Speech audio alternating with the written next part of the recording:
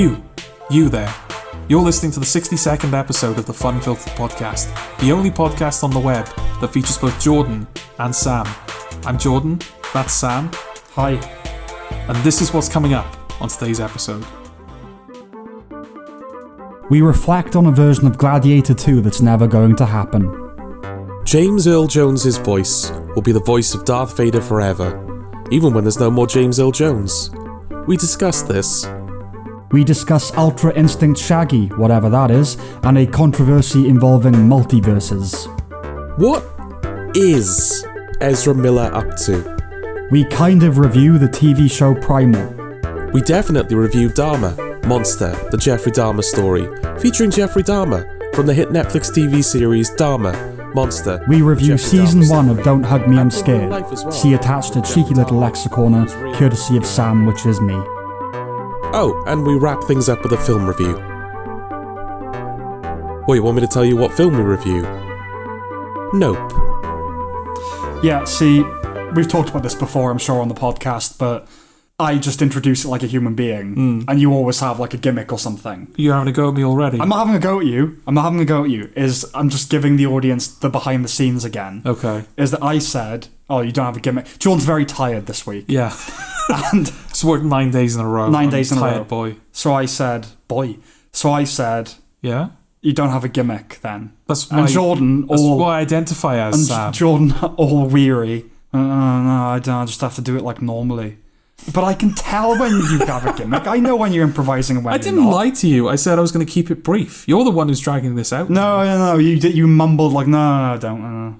No. Don't try and get one over on me. Yeah, it's kind of like you're sort of like shifty, like no, I've no plans. No plans. No plans. But it's probably not the only podcast that features Jordan and Sam. It's just This the only one that features features this us two. Jordan and Sam. You didn't qualify that, did you? Okay. How would you have preferred I said this Jordan and this Sam? Well, it would have made it accurate. Or the Jordan and the Sam? I'll take that. Yeah. Yeah. Make it definitive. Like, Yeah. no, we are the real ones. Yeah, exactly. But you didn't say that. All so. you other Jordans and Sams out there, you're just pretenders. Well, that goes without saying, doesn't it? But, no, I think you've embarrassed yourself.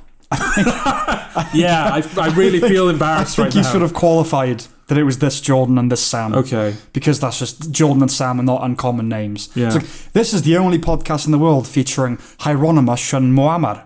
Then you go, it probably is.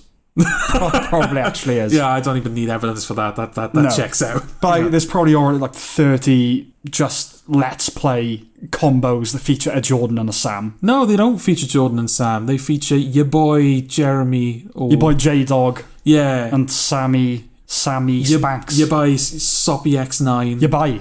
Your bi. Yeah, they're all bi. Your buys. They're all bi. They're all women when they were born men, and they're all They're all that. they're all over the place. Oh, you're doing it this week, are you? Doing what? Saying it as it is.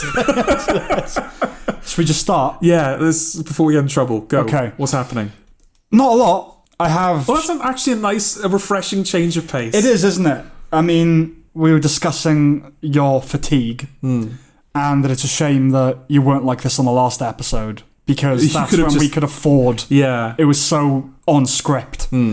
This one is a bit more spontaneous and freeform, and Like what a podcast would be. what a podcast would... No, that's not fair. No. No. So, but I don't think... I'm not belittling the effort you put in last Oh, no, time. thank you. No, it's not that. It's that this thing of podcasts are meant to be all spontaneous. That's bullshit. How many podcasts do you listen to that you actually get the sense that they're spontaneous? Well, good ones? Good ones. Yeah. Why do you listen to bad ones? No, that was sort of my point. It's Oh. the ones that are truly spontaneous. You don't even listen to. Well, they're usually not. Like, they can yield, like, good stuff. Yeah, But there's always an element of, like, planning that goes into a podcast. an element. Like, even, like, I kind of like the idea of our podcast just being like, oh, we turn on the microphones for 3 hours and just see what happens. 2 hours. 2 hours. Yeah. No, I've been told it's happening this time. Yes. But there's always like a level of like, right, this is the kind of stuff we're going to talk about. Here's what to expect from me. Here's what I'm expecting from you. Yes. And we have no expectations. No, Nor does our audience, I don't think. no. Insofar as there is one. Well, the first thing I've got here is, it's not new news, but it's about Gladiator 2. Hang on. Yeah. There is no Gladiator 2. Well, exactly.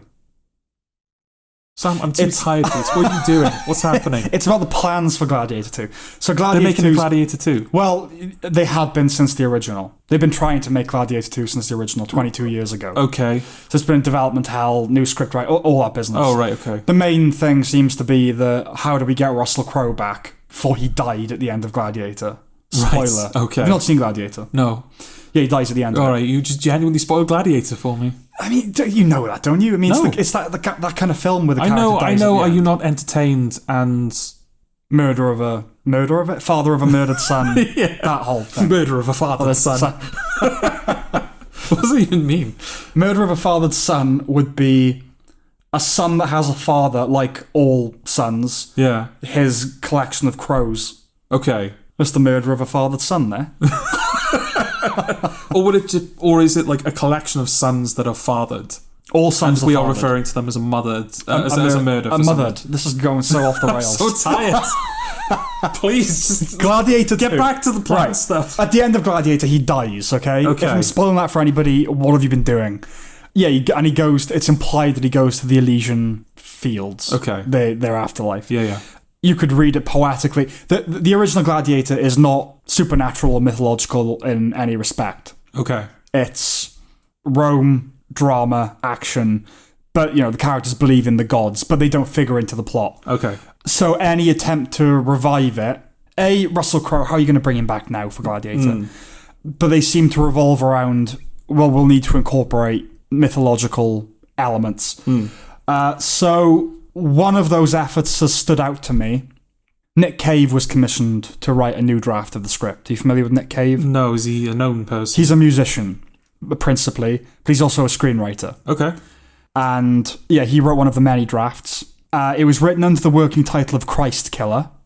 Right. And okay. these are the details we have in it. Cave described the plot as, and this is a quote, deities versus deity versus humanity. The premise involved Maximus in purgatory, who is resurrected as an immortal eternal warrior for the Roman gods. In the draft, Maximus is sent to Earth and tasked with stopping the momentum of Christianity by killing Jesus Christ and his disciples, as their movement was gradually siphoning off the power and vitality of the ancient pagan gods. During his task mission, Maximus is tricked into murdering his own son. Cursed to live forever, Cave's script included Maximus fighting amongst the Crusades, World War II, and the Vietnam War, with the ending revealing that in the modern day time period, the character now works at the Pentagon. Okay, alright, okay. Do you not want to watch that film? Well, yeah, it started out like... You're reading, I was like, this is God of War. And then it became Wolverine. And then it just became awesome. Yeah. What? So this is the film they didn't make. It's one of the many versions they didn't make. Okay. The script was ultimately rejected and scrapped. Explained why we were robbed of this? No, there might be some literature out there that describes it. Okay. I mean, my guess would be it's just too weird. I know. Yeah, that's what we want. Yeah. Well, the thing is, Gladiator, it's a... That's the thing. Papers. It's definitely not Gladiator 2 in that it's a follow-on from Gladiator. Only literally. Yeah. Like, it's the same character and, like, that's kind of it, right? The same character, and I assume there would have been callbacks to the first one. Yeah. Like, a thing that is... Holding Jesus' head. Are you not entertained? One of the dominant strain, because they're still trying to make it. They gotta hurry up. How old's Russell Crowe now? Well, I don't know if he's going to be in it. The dominant strain that has lasted... Sorry, I know I'm interrupting. Yeah. Did he have a child? Well, this is what I'm saying. Okay. Through all of the drafts has been... There is a child who is the son... So Joaquin Phoenix is the villain in Gladiator. And he has like an incestuous thing for his sister. Okay. And she has a son. Right. And it's sort of implied that Maximus is the father. Okay. I don't know if it is in the actual film, but that's what they were going to run with. Okay. Is that he's the father. But that actor is still an actor. The child actor. All right. So I think he's the only one he's going to be in Gladiator 2. Okay. And it's probably going to revolve around him. But Gladiator, it was a big crowd-pleasing, Oscar-winning epic. And I think that would have just been... You've taken it into like B-movie territory. Yeah. It's gone weird all of a sudden. But have you heard what it's about? Then again, I will say, we recently watched, what was it called? Bubba Hotep? Bubba Hotep, yeah. Yeah. One of like the most like, yeah, I'm watching that. Premises I've heard in a while. Yeah. It was like, was it Elvis Presley? It was Elvis Presley. It was Elvis. That's the thing you should remember. Yeah. It was Elvis Presley in a retirement home. Yeah. Old and kind of just ailing. Like after his death. His apparent death. His apparent death, yeah. Yeah, he didn't really die. He faked his own death. Like a copycat took over. Yeah. Because he just wanted to retire from show business. Yeah. And the copycat died. So he's been alive this whole time, living in a nursing home. And no one believes he's the real Elvis. No one believes him. And his friend there is an old black guy who says that he is John F. Kennedy. Yeah. Yeah. The John F. Kennedy. Yeah. And then, in the meantime, an ancient Egyptian curse is let loose in the retirement home, and the two of them must fight it. Yeah. That's basically the premise. I want to watch it again based on the description you've given of it. Yeah, but it doesn't quite live up to that, does it? No, it doesn't. No, it doesn't. There's a lot of Elvis just kind of like lying in bed lamenting. A lot of it. Yeah, that's basically most of the film is him lying in bed just kind of monologuing about what could have been.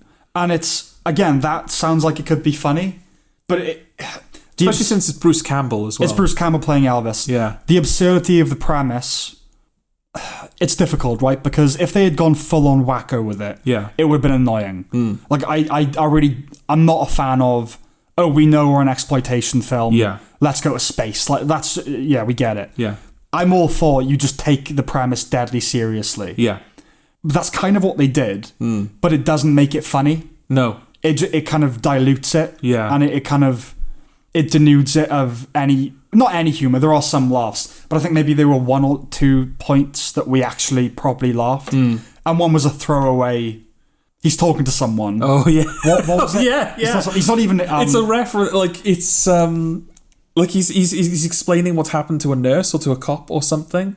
Yeah, someone's been attacked in the nursing home. Yeah, and he, like I this isn't even. I know this isn't correct. Yeah. But like he gives someone something. And they thank him for. Oh no, they give. I think he's giving his statement to a cop. Yeah, and the cop's like, "Oh, okay, we're now gonna like take you back to your room or whatever." And he's not. His back is to the camera, and he's like, "Thank you very much." Yeah, it's like that was the funniest. It's like, oh, you've done like that's actually well done. Yeah, but it was so flippant. That's why it was funny. Yeah, because like, oh yeah, Elvis says that all the time, I guess. Yeah, and I don't know, it couldn't quite find the right tone because a lot of it was him lying lamenting, but it was just.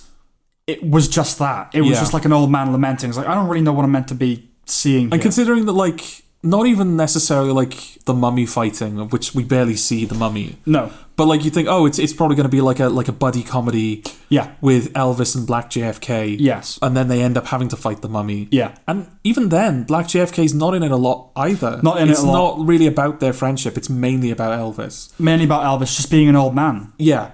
All of this to say that a film with a premise as wacky and just like out there as that can still suck. So I guess I kind of see why it never came to fruition.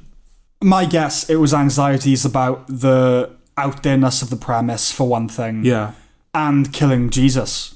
I mean, that's the... I mean, do people care about that? This was a while ago. I mean, there's still a bit of that. I mean, they're both Antipodean, but Russell Crowe isn't Mel Gibson. Like, Passion of the Christ got enough of a backlash. Yeah.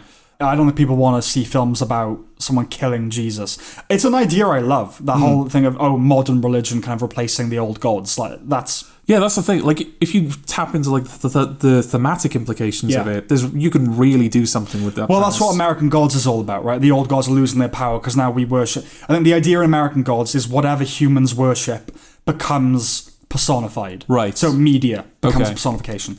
That's a really cool idea. Yeah. And that's what American Gods is. Media, and, they're now vying for control over America from Odin and Zeus and all that. Great idea, but I think it was probably just anxieties about, we want to win another Oscar. Gladiator is still the good franchise, guys. Yeah, exactly. Yeah.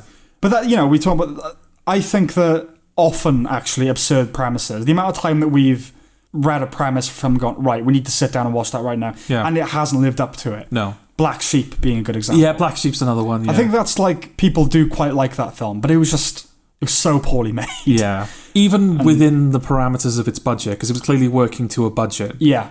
Even within those parameters, it was still not a well-made film. And it didn't know it didn't know what its strength was, which is this is a film about killer sheep. Yeah. And so we just want a lot of killer sheep being sinister and then killing the sheep in different creative ways. Or not even that, just like sheep. Regular sheep that the film is desperately trying to make look sinister. In a really crappy, The best shot in the film is that like shot of the long corridor that's like draped in like almost like noir high contrast shadow, and just a sheep walks around the corner and just stares at someone. It's like, that's just the sheep, but the film is trying so hard to play this off as like... There's a memory that's bubbling to the surface. I think we watched around the same time Texas Chainsaw Massacre. Oh yeah. Did something happen regarding a corridor in that? I feel like when he walks into the house, the first guy, and he's looking down the corridor, and then Leatherface appears. Yeah. I think we'd recently watched Black Sheep, and I started going, meh. Oh, yeah. And then that sound actually happened. Do you remember that? Yeah. Texas Chainsaw. There's actually a meh. What the fuck? Did I just create that moment? Did we make Texas Chainsaw Massacre? Yeah. Good film, Texas Chainsaw. Yes. But yeah, that's everything about Gladiator 2. Okay. Just like... I just stumbled across it, and I thought it bore You had to share it. Yeah. I get that. I completely get that. The next bit of news. This is actual news. I don't know if you heard about this. James Earl Jones. I've heard of him, yeah. Have you heard the news? He's not dead. Oh, okay. Oh, what else? What other news would there be then for a man of his age? He has signed the rights to the voice of Darth Vader over to an AI company. Oh, you know what? I have heard this. Yeah. Yeah, okay, so I've got the story here from, I think it's Vanity Fair. Okay. James Earl Jones has ended his career as Darth Vader. He's 91 years old. He's agreed to allow a Ukrainian AI company to replicate his voice for future Star Wars titles. Okay. Make sure they get the Ukrainian in there. Yeah, well, I mean... so what's it say here? Sound artists at Lucasfilm and the Ukrainian AI speech company Respeecher discussed how Jones's voice was recreated digitally for the recently released Disney series Star Wars Obi-Wan Kenobi. Though Christensen wore Vader's infamous suit in the series, it was Respeecher that provided his voice during his duels with his former master and the Sith Inquisitor Revis Savando or something. So what do you think about that? Yeah, I was going to bring that up, that I was aware of the fact that some of the performance in Obi-Wan Kenobi was digitally recreated. Yeah. I think when it came to The Lion King 2019 as well, I don't know if there was AI involved. I think they took takes from the original film and takes that were never used in the original film and kind of spliced that into his existing... Right, okay. So for a while, it seems, we haven't really been hearing James Earl Jones. No. I really don't like the implications of this. I feel like like we're saying that like every other week about Hollywood now. Well, what was that film with the dead guy was in? Yeah, was it James Dean? Or they were going to make they were going to make a James Dean film. And that's what came to my mind as well. It's the precedent that it sets. Also Peter Cushing as well. They've done this already. Peter Cushing was in Rogue One. Yeah. How do we feel about that? Yeah, I mean, it's like in the wrong hands, and, you know, this is already in the hands of Disney. Yeah. But, like, in the wrong hands, this could be, frankly, a terrible thing. Well, put it in the right hands. Isn't it still a bad thing to do?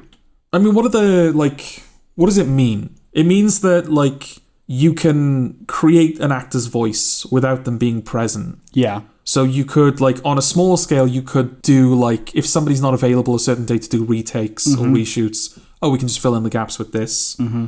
On a much grander scale, you could approach someone who's not even necessarily an actor and just say, or just present them with a form and just go, we would like the rights to your voice, please. Yep. So that we can put it in this 20-part miniseries that's going to go onto the Emmys and win a bunch of awards and stuff. Mm-hmm. You don't have to do anything. Yeah. You just want the rights to your voice. Well, it doesn't mean anything if Robert Downey Jr. retires from playing Tony Stark. Because we have deep fake technology that is incredibly persuasive. Okay, yes. Because I know that's the other side of the argument, isn't it? It's like, well, if CGI were to start existing today, I imagine you could make a lot of the same points. It's like, you could just, portray things that aren't there, and you could just ask a guy, can we use your visage to, create this character? Mm-hmm.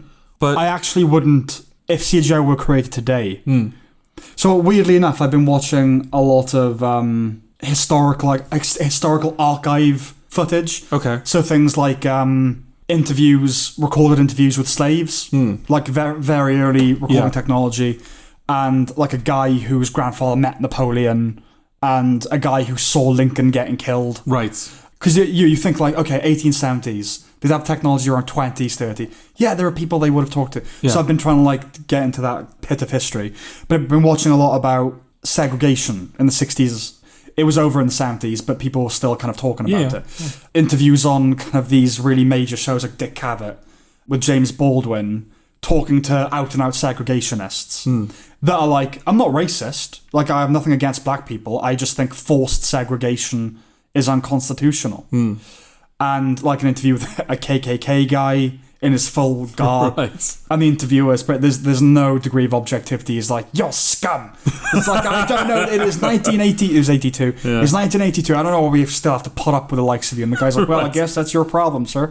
And it's just, and I watch it thinking, right, if I was around then, because usually in this day and age, when you argue against things like black-only dorms or whatever, you go, that's segregation. I don't think we should be doing that. Yeah. We shouldn't be, or like affirmative action now, like you just hire the best person for the job. And I think, were I in the 60s, would I have also thought affirmative action was wrong? Okay. Would I go, no, now it's okay, but in the 21st century, it's not needed.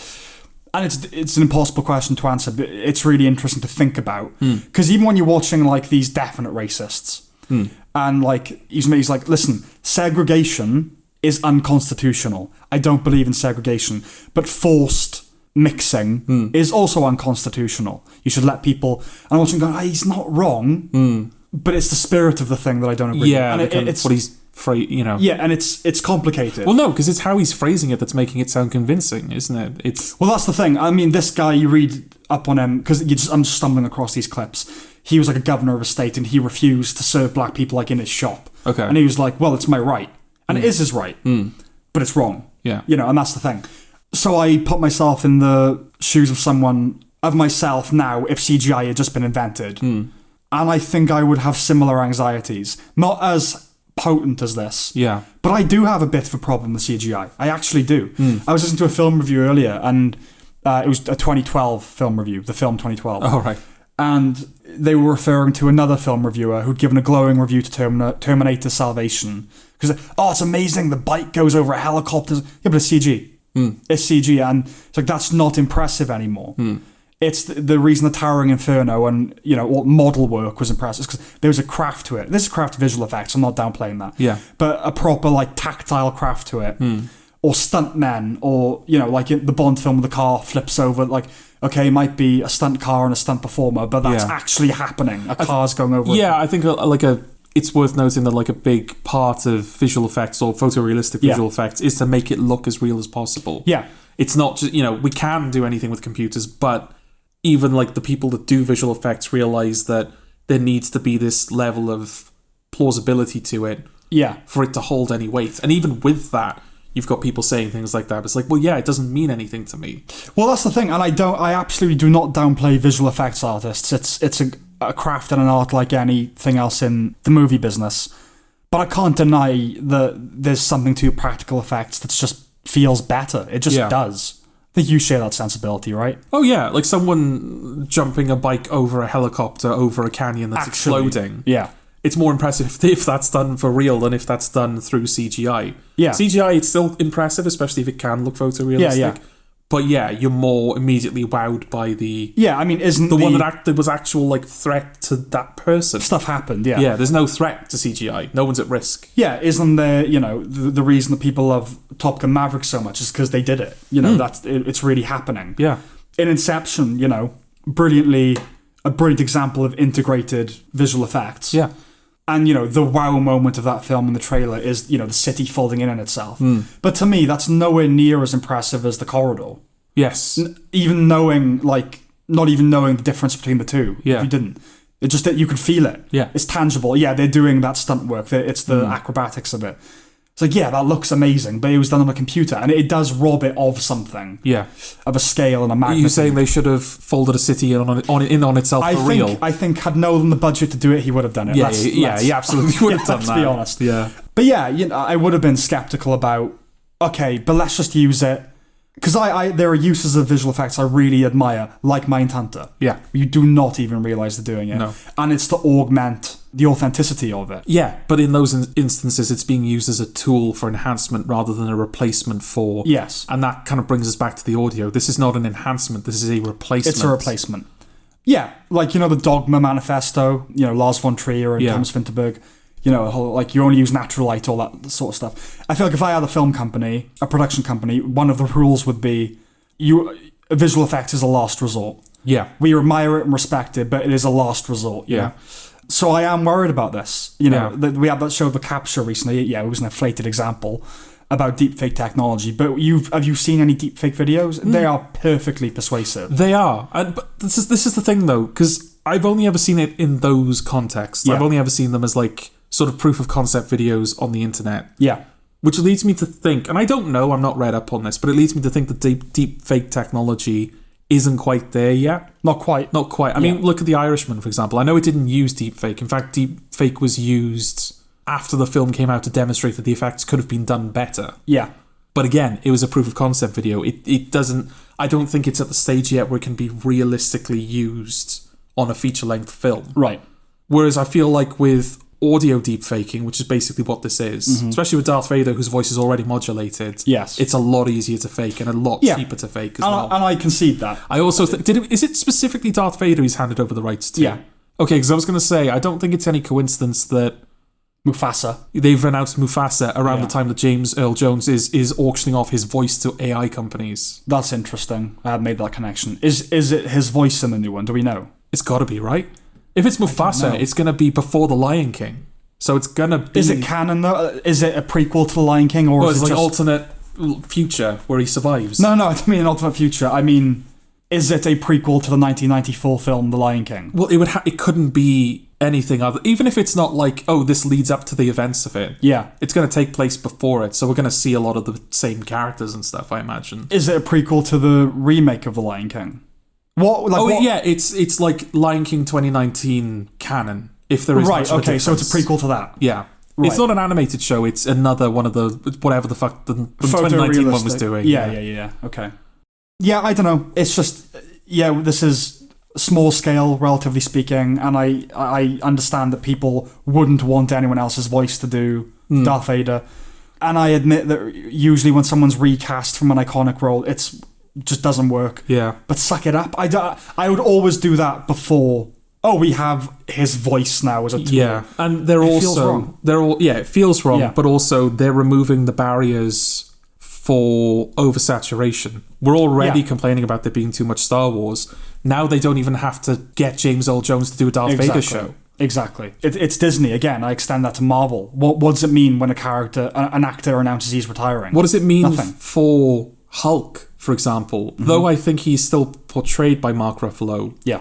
Hulk is no longer in his human form. No. So as long as they have a CG double of Mark Ruffalo and an AI audio matrix of Mark Ruffalo's voice, they don't even need Mark Ruffalo anymore. Yeah, and there's, especially when people eventually die, there's just something sinister about like a voice from beyond the grave. About having like Tony Stark archived, ready for the next big thing. Can we at least agree on that, Hollywood? Give us one here. Like, we're bargaining with you. Fine, you can do the Darth Vader. You do whatever deepfake you want, but after the actor dies, you're not allowed to do it anymore. Can we at least agree on that? But again, they've already broken that. I know because they did Peter Cushing. And the James Dean thing. I said to my father the other day, I said, within certainly 10, maybe 5 years, we're going to get a new film starring Humphrey Bogart, James Dean, and then it's going to be actors that never feasibly could have been in a film together. It's going to be James Dean with Michael B. Jordan. Yeah. And, what was the first Oscar winner? The German bloke. Him. Right. Like, that's what they're going to do, because you can. Yeah. Why wouldn't you do a film with Humphrey Bogart and, all these people? And Lauren Bacall is gonna tell Michael B. Jordan how brave he is and how... Yes. Like...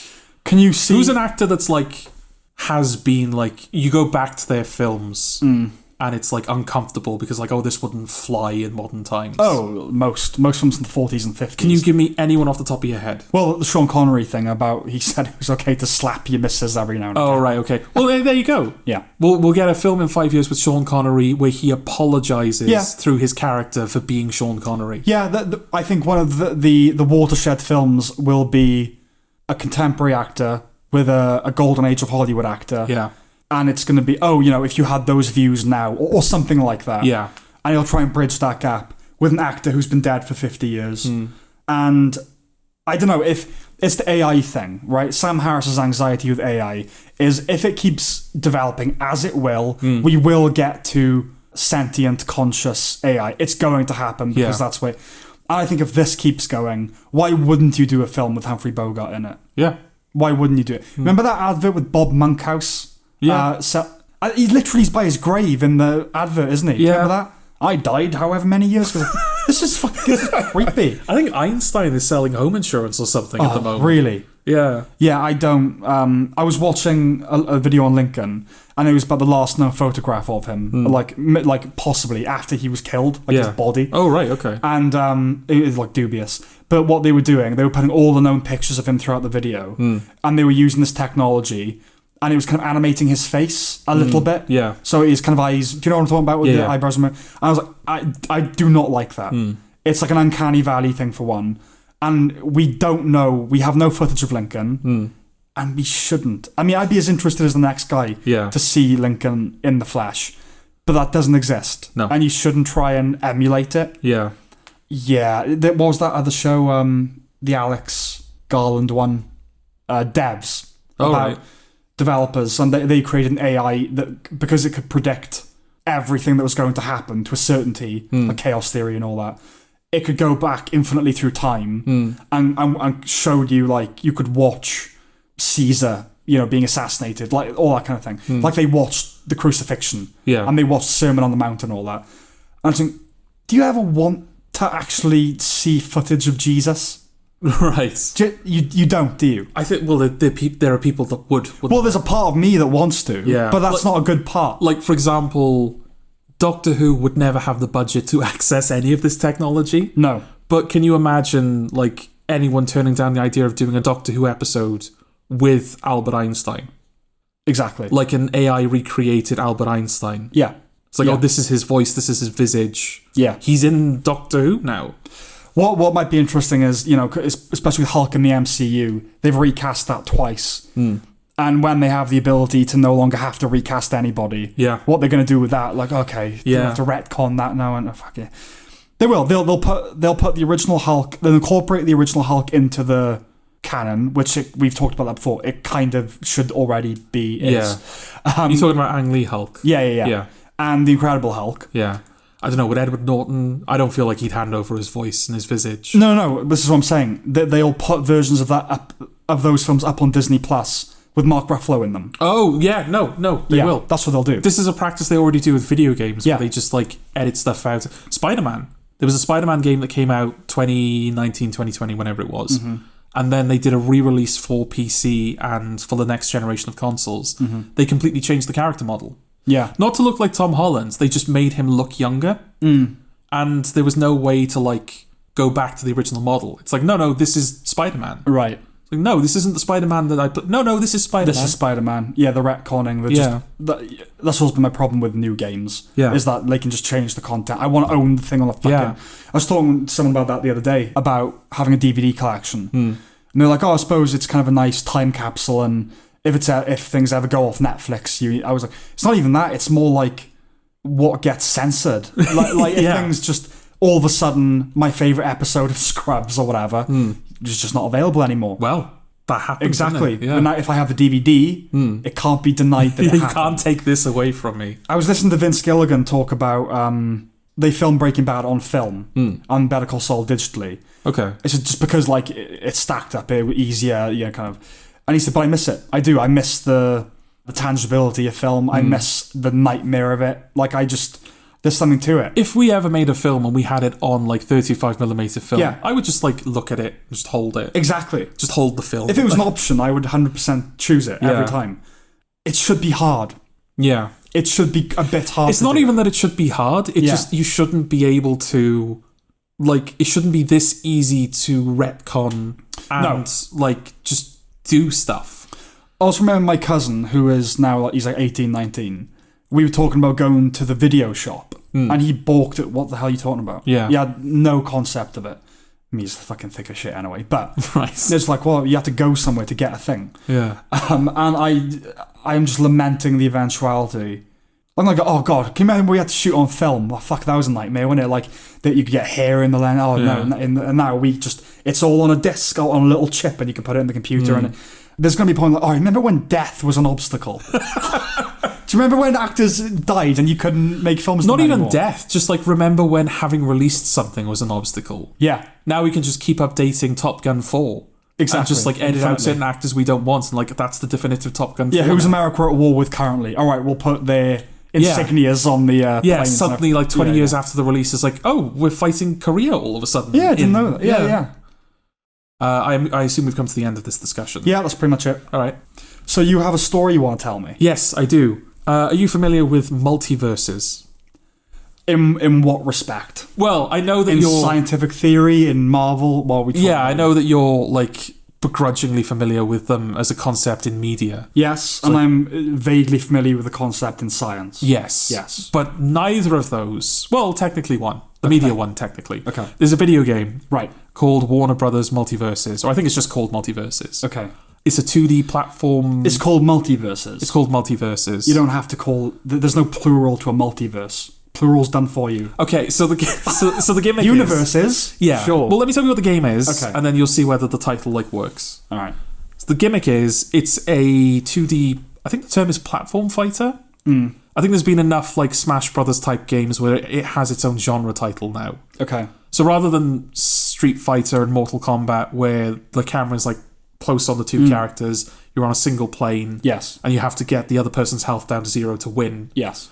In a platform fighter, you're kind of on this floating island, and there are like little platforms around you that you can move between. Okay. And the objective is to throw the other person off the stage. And the more damage you inflict on them, the easier it becomes to throw them off the stage. Okay, all right.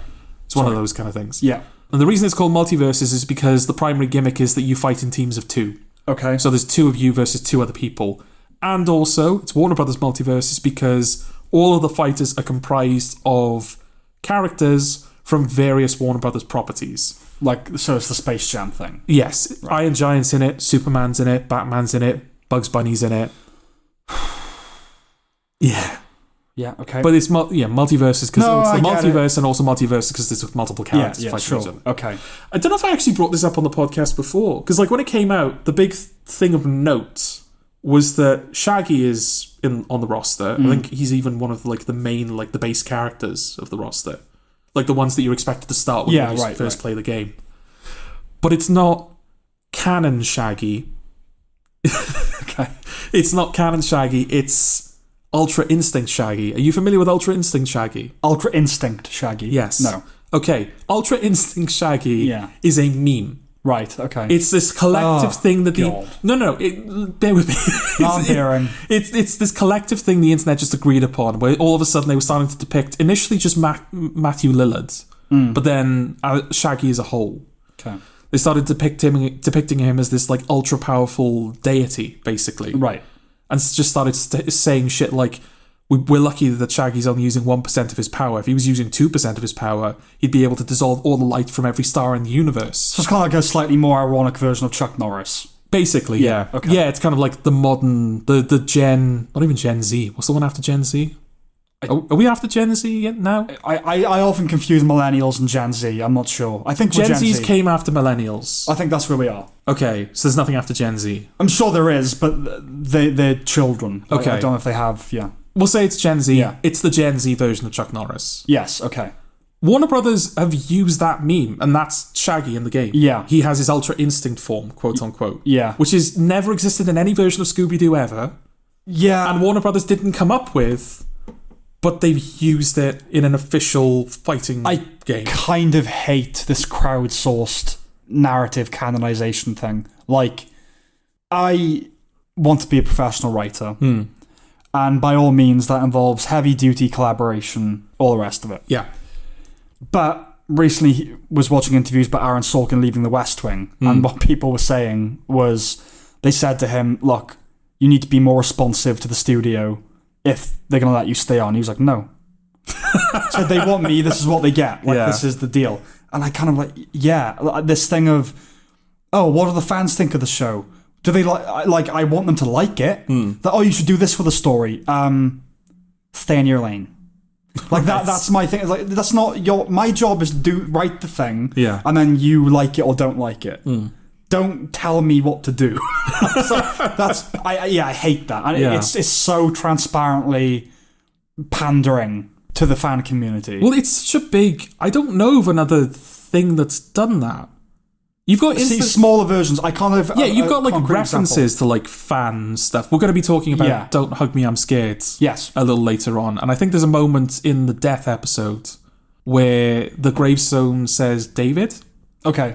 And the duck character is like, who's David? Right. I don't know who David is. Who the hell is this David? Right. I think David was a fan name for that character for a while. Oh, I see. Okay. So like you got instances like things that. like that are fine. And sometimes the fan community can help the creators understand their show a little bit more. Like with Breaking Bad, I don't know if Walter Jr. and cereal was a thing they were that conscious of. Yeah. But then they make a joke about it because everyone was joking about Walter Jr. with cereal. So, that's all he does is eat cereal. Yeah. That's fine. Yeah. That's fine. No breakfast, isn't it? Because then he takes his bacon. He's like,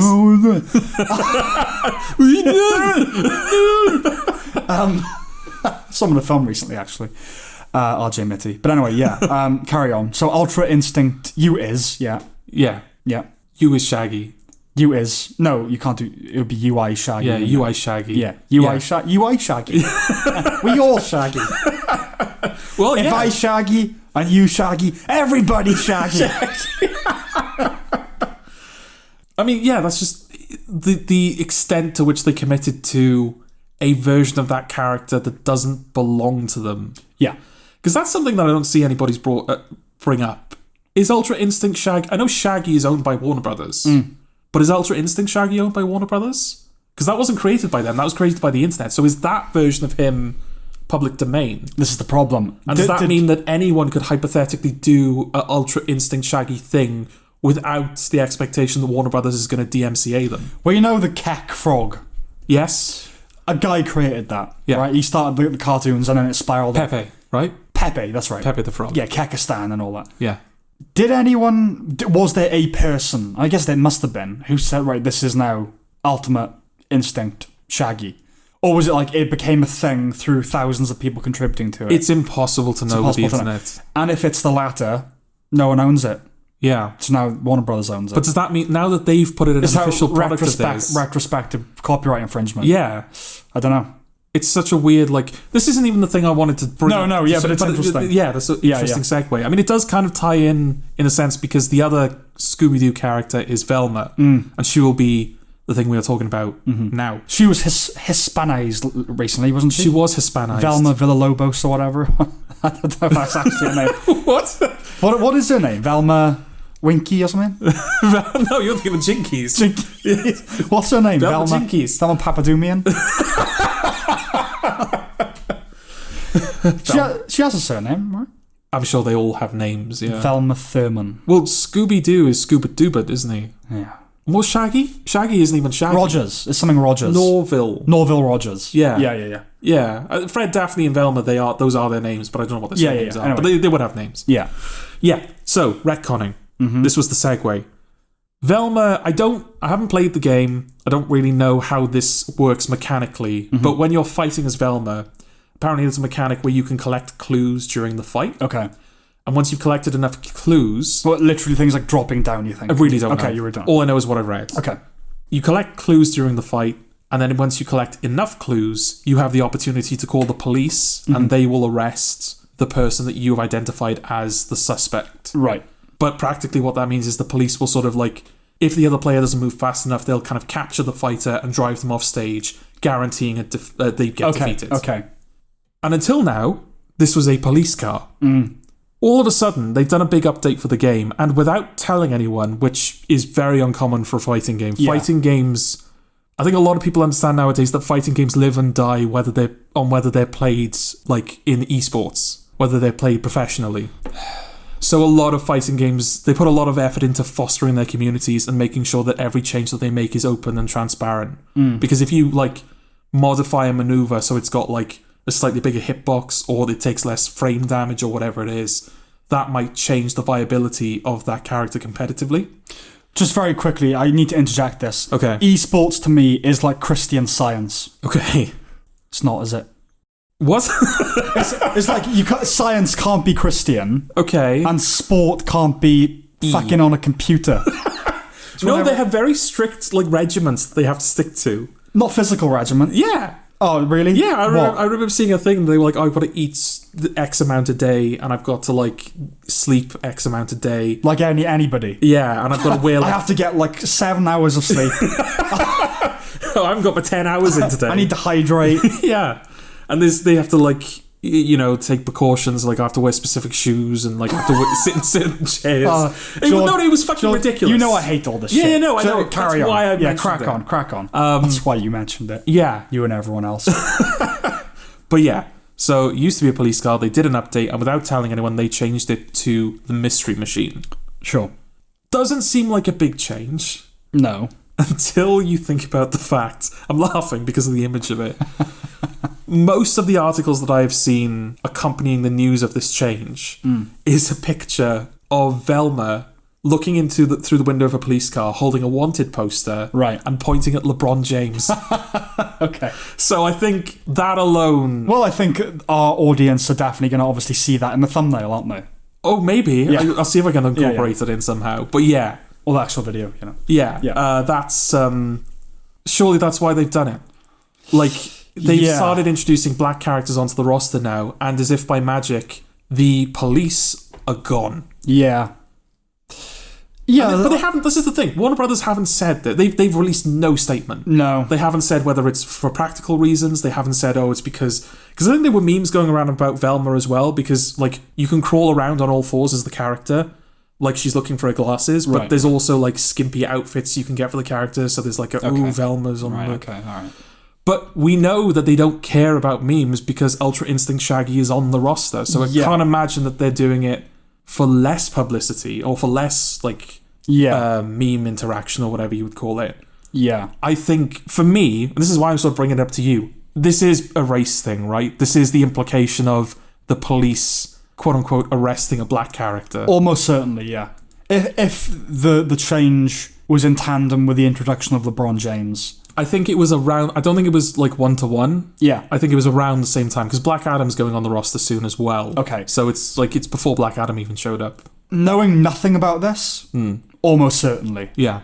Yeah. I can't really think of another reason why they would have done that. I mean, the argument would be, it's the mystery machine. It's more. Yeah, it's more appropriate. It's more appropriate for the character. But like, why would they're arresting the villain? But they also don't.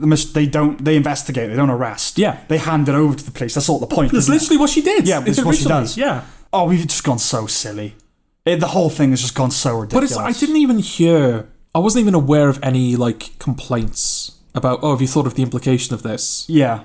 Also, what fucking implication? Well, it has no implication. It's just the image of black man and police car. If you were able to collect evidence for every character and then get them arrested, but for LeBron James you could get him arrested straight away without evidence, that would be racist. Sure. Funny. Especially if like with Batman it's impossible to get him arrested. Yeah. Like, the rich guy never gets arrested, but the black guy. Don't remind me of that. Yeah, that would be actual racism. That would be actual cause to at least modify the maneuver, if not like change it outright. Yeah.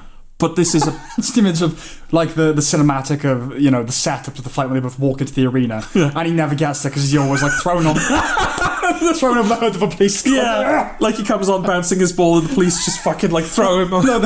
A sniper bullet pierces through the basketball and it just deflates. It's like, what the fuck? Yeah. Okay. No, almost certainly. Yeah. I mean, trying to apply logic to it though is just definitely. But I should also say as well, MultiVersus is not available on disc. It is a digital-only game, which means that now and forevermore... Forever open to manipulation. And that police maneuver is gone. You can't roll back to the original... It's done. It's out of the game forever now.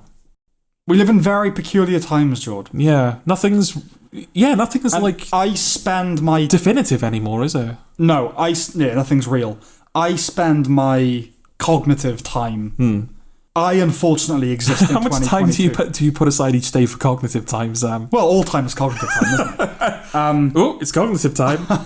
I unfortunately exist in 2022. As do we all. As do we all. And I watch new films and new shows and all that. But cognitively, I'm not here.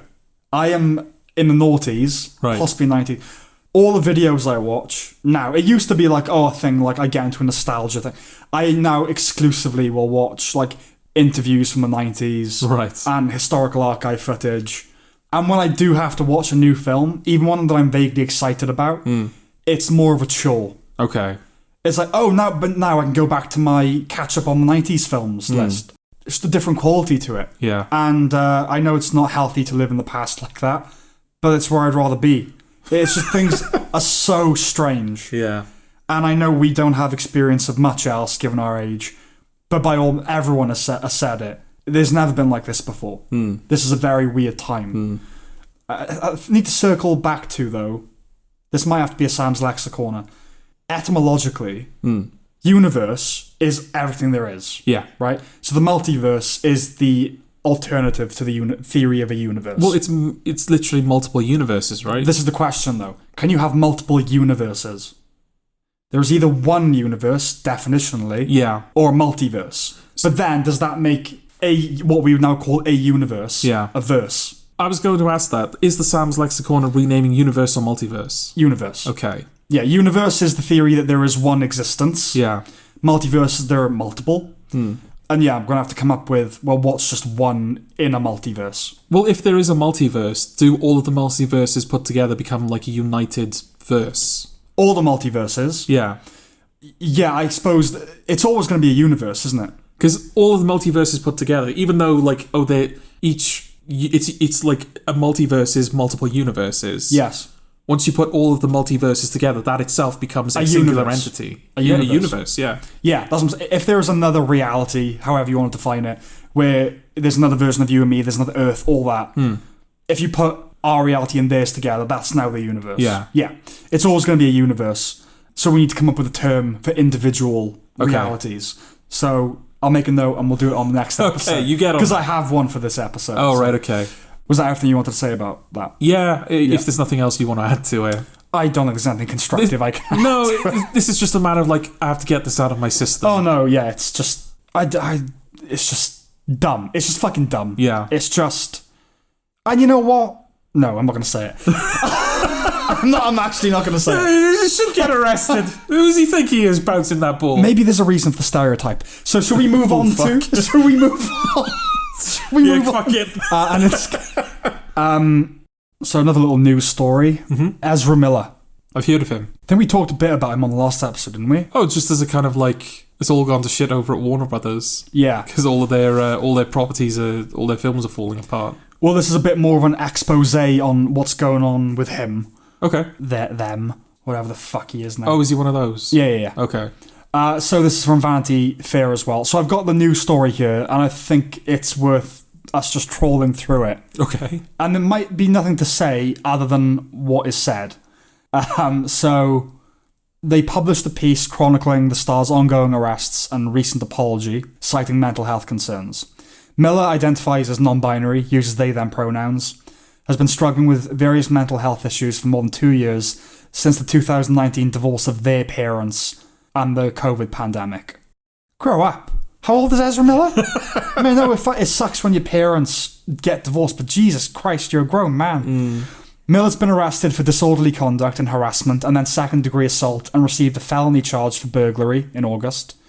The perks of being a Wallflower alum also has been at the centre of child endangerment accusations, including allegations of grooming teenagers starting at age 12. Miller issued a public apology. Oh, sorry. Oh, my bad. I thought it was all right. Stating that they are pursuing treatment. This butchering of the language, I swear to God. A source in the new Vanity Fair report claimed that Miller believes themselves. I haven't even picked up on that before. Believes themselves. Miller believes themselves. You sound fucking retarded. Alright? This whole thing sounds fucking retarded. believes themselves to be a Christ-like figure, fated to wed 18-year-old environmental activist... to wed 18-year-old environmental activist Tokata Iron Eyes. What? Tokata, Native American. Oh, right. Tokata Iron Eyes. Iron Eyes. Whose not Iron Eyes. Yeah. Like Iron Eyes and radiation. Yeah. Whose parents requested a court... She has cancer. It will be Iron Eyes radiation. Oh, shit. Whose parents requested a court-issued protective order against Miller, stating in court documents that the actor met Tokata 6 years ago when they were 12 and Miller was 23. So he's 29. Okay. And this is a quote. Ezra is Jesus, and Tokata is an apocalyptic Native American spider goddess.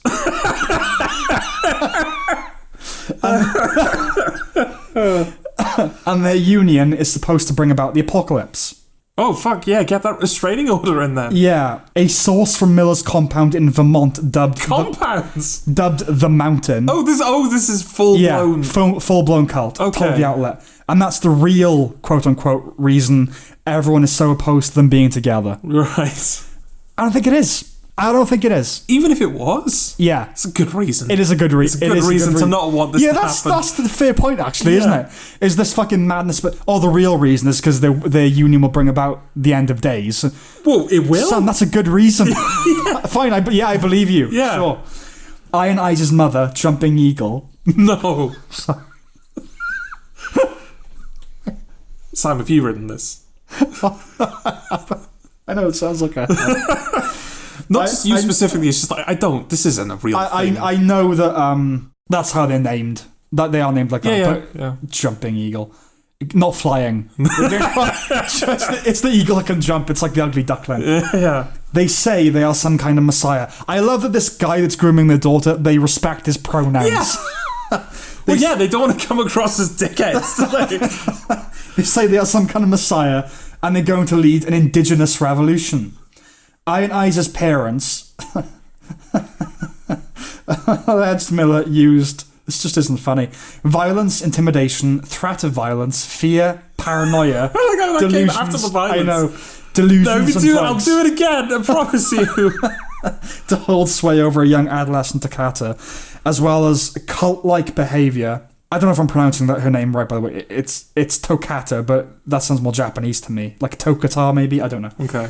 Togatar, and grooming the teen. Jumping Eagle also accused Miller of influencing Tokata's decision to come out as non-binary transgender. See, that still, what is that? What does that mean? Non-binary transgender. So I'm the opposite of the sex I am, but I'm neither. Yeah. Okay. The Jumping Eagle continued. Oh, we're going to get so much trouble for this one. The flightless bird had more to say. Jumping Eagle continued. If somebody pisses off Ezra... I'm not going to do the voice. Jumping Eagle continued. What a fly! What the fuck? If someone pisses off Ezra, they're transphobic, or a transphobic Nazi. Because we're trying to protect our daughter. I'm going to assume that all Nazis were transphobic. Probably, I don't think you have to qualify that. If they have a problem with Jews, they're probably going to have a problem with someone who's like, oh, I'm the other gender that I was before. That'd baffle a Nazi, wouldn't it? The bamboozlement of a National Socialist. It's like, no, I am the girl.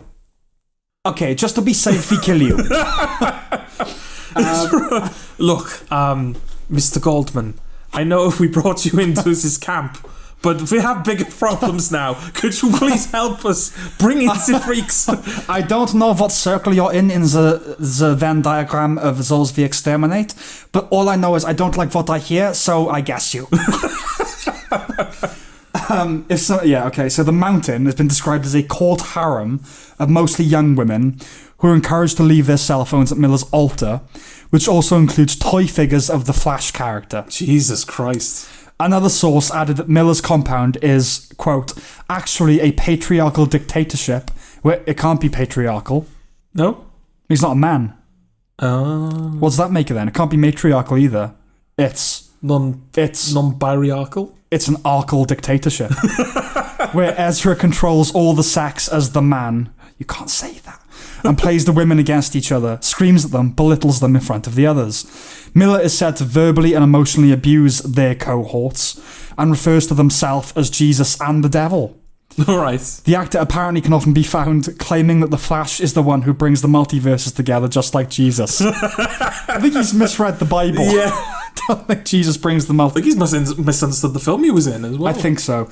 He'd talk about the metaverse and the medicine and how they're the Messiah. He'd talk about the metaverse. He'd talk about the metaverse and the medicine and how they're the Messiah and what his work is here. That's not even obeying the laws of your own nonsense. They're the Messiah and what his work is. Yeah. They say their spiritual practice is to be among the people, which means party. Right. So when in Iceland, he was out non-stop. His favourite were raves, where he'd go on benders for 2 or 3 days at a time.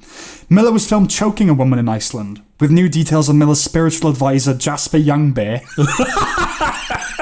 No. That's you, genuinely? No. I haven't read this in depth to this extent. Okay. I just saw the kind of story it was and go, this is going to be fun. Right. Jasper Youngbear emerging as an encouraging and enabling figure. Jasper was telling Ezra that he wasn't a part of the movement, he was the movement. That he was the next Messiah and that the Freemasons were sending demons out to kill him. Miller's representative noted he is a dear friend to Miller. Yeah, if he's the devil, that's not going to be a problem, right? No, just stop a minute. Yeah, they all work for him, the demons. Another dear friend of Miller's includes actress Susan Sarandon. As in, like an actual deer? No, it's an actual deer. According to Miller's, the fact that needs qualifying. Yeah. According to Miller's representative, a total bullshit account from a source, as Miller's rep defended, is that Miller was demanding that Susan Sarandon come pay tribute to his altar because she didn't invite Ezra to a dinner party. Miller's spokesperson. The Lord has spoken, you've hurt my feelings. Miller's spokesperson, God, can you imagine that person's job? That's the hardest Miller's spokesperson. Yeah.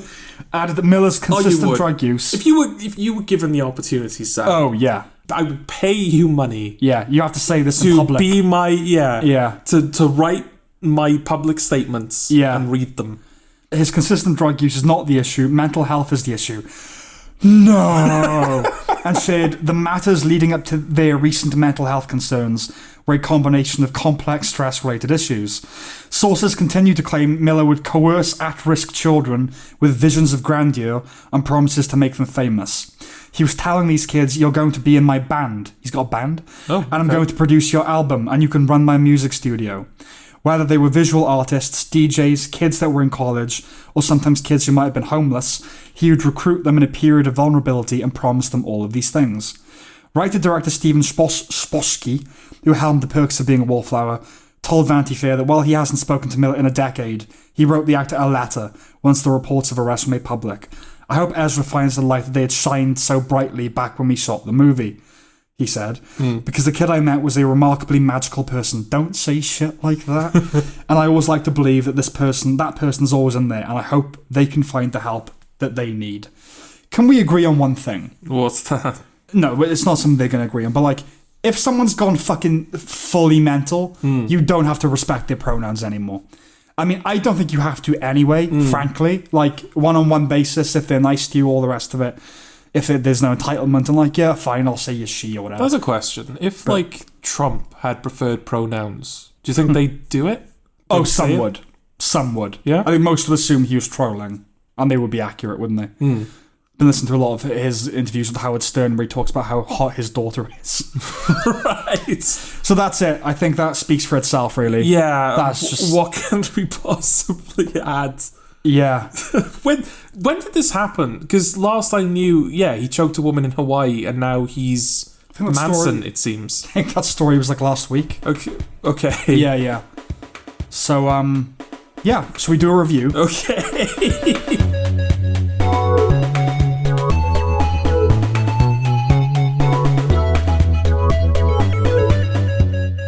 You've seen a thing that I haven't. Yes. Would you like to hear about it? I would, please. Okay. Tell me. It's called Primal. It's a TV show. I lie. I've seen the first season and an episode of season 2. Oh. An episode. You've robbed me of telling you about it. I thought you were reviewing season 2. I am reviewing season 2, but I may as well bring the whole show to people's attention. Go on. So it's an animated show on Adult Swim from the guy who did Samurai Jack, which I think in certain circles is a big deal. I think Samurai Jack's like that. Fairly well respected. Yeah. And the premise is it's about this Neanderthal man and a T-Rex who don't have names in the show, but I think outside the show we know them as Spear and Fang. Right. Fang being the dinosaur, Spear being the man. And in the first episode, they both lose their families to the same, like, beast. And after defeating it, they kind of end up forming this, like, hunting partnership that over the course of the show, it becomes more like a platonic friendship that they share. The big selling point for Primal, it's not necessarily its premise, it's not necessarily its animation, which for Adult Swim is pretty good. The big selling point for Primal is that it's a show with no dialogue. Yes. It's not even really a case of there's no coherent dialogue, but a lot of the instances of like the characters kind of grunting in cadence at each other to imply dialogue. Yeah. A lot of the show is just silent. They don't speak. A lot of like the relationship is told just from their actions and their kind of the way they look at each other almost. Yes. That's the big selling point of Primal. And that's what convinced me to watch it, basically. I was like, right, I got to check that out. Yeah, I'm kind of bringing it to your attention because I don't really know what I think of it. Okay, well... It's a weird one, I think. Yeah, like, I heard about this a while ago. I should say, like, this is 100% on Rotten Tomatoes. This has it's very wide critical acclaim. My, whatever you want to call it, I wouldn't call it a blind spot necessarily, but my animation's a hard one for me. That kind of animation. Pixar, I'll tune in for any Pixar film, but animation's like it really needs to be excellent for me to get on board with it. Spider-Verse, yeah.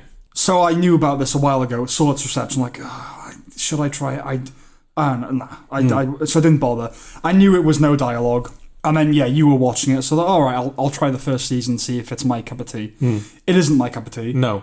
I don't get its appeal, really, because while it's dialogue-free, and don't get me wrong, it is, quote-unquote visual storytelling, but it makes up for the lack of dialogue with an abundance of violence. Yeah. And excessive violence, really over the top, almost like... borderline gratuitous. It is. It is gratuitous, but that's its style. Yeah. So I don't think it's like how admirable and ambitious they've done a show without dialogue. You don't need it. Yeah. It's just kill things and, No, I do agree with that. I think that, the first season in particular... Because the first season, it's episodic. Yeah. So you've got that first episode where they were kind of introduced and it sets up the premise for the show. You've got the second episode where they're still kind of at odds with each other and they don't have each other's best interests in mind. Yeah. And then that gets resolved within the episode. And then basically from episode 3 till the finale of season 1, here's the threat. Yes. They fight the threat. The threat has been defeated. Yes. That's every episode. Episode 3, it's mammoths. Episode 4, it's vampire bats that like serve a spider.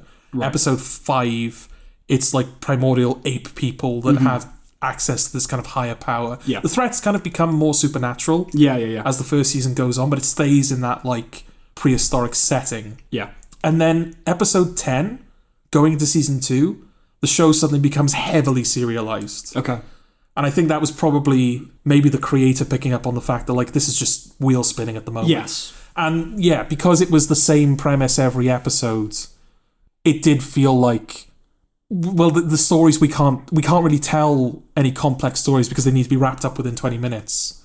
So these stories could easily be achieved with no dialogue. Yeah. So whereas it's nice that they committed to that, I agree with you, it's not a massive achievement that there is no dialogue. And then going into season 2, there's kind of no way to talk about season 2 without spoiling it. Okay. Spoiler alert then. Yeah, spoiler alert. But going into season 2, it kind of goes all over the place. Like, initially it was just prehistoric, but then all of a sudden we've got Vikings, and then later on in the season there's, like, this whole arc with, like, clearly Egyptian-inspired pharaohs and armies, and they're going to all of these different lands, and it's, like, all of these, like, places in history which come, like, way, way after the time of dinosaurs. Yeah. They're now kind of running into these people and interacting with them and fighting them and all sorts of things. Right. So even though it's a more heavily serialized story, they're like clearly trying to like get as much in there as they can. Yeah. And also there is a lot more vocalizations in place of actual dialogue. Okay, do you think they're ramping up to dialogue? Is that the idea? Well, I think I know which episode you saw in season 2. Yeah, right. The episode. Yeah. There is, like I said, it's one big continuous story that does conclude in the finale. But episode 5, it's a weird one. So it's strange. Episode 5 takes place in like the 1800s. Yeah, Darwinian time. Yeah, I think Charles Darwin's in it, isn't he? He's like the main character in that episode. It's thousands and thousands of years after the story that we're currently watching has been told, and it's halfway through as well. Yeah, the halfway point. None of the characters that are in the story, this isn't their their descendants. There's no connection to it in terms of plot. There's no connection to it in terms of characters. It's just a story about these like stuffy rich people in this mansion that have to fight off someone who's escaped from an insane asylum. Mm-hmm.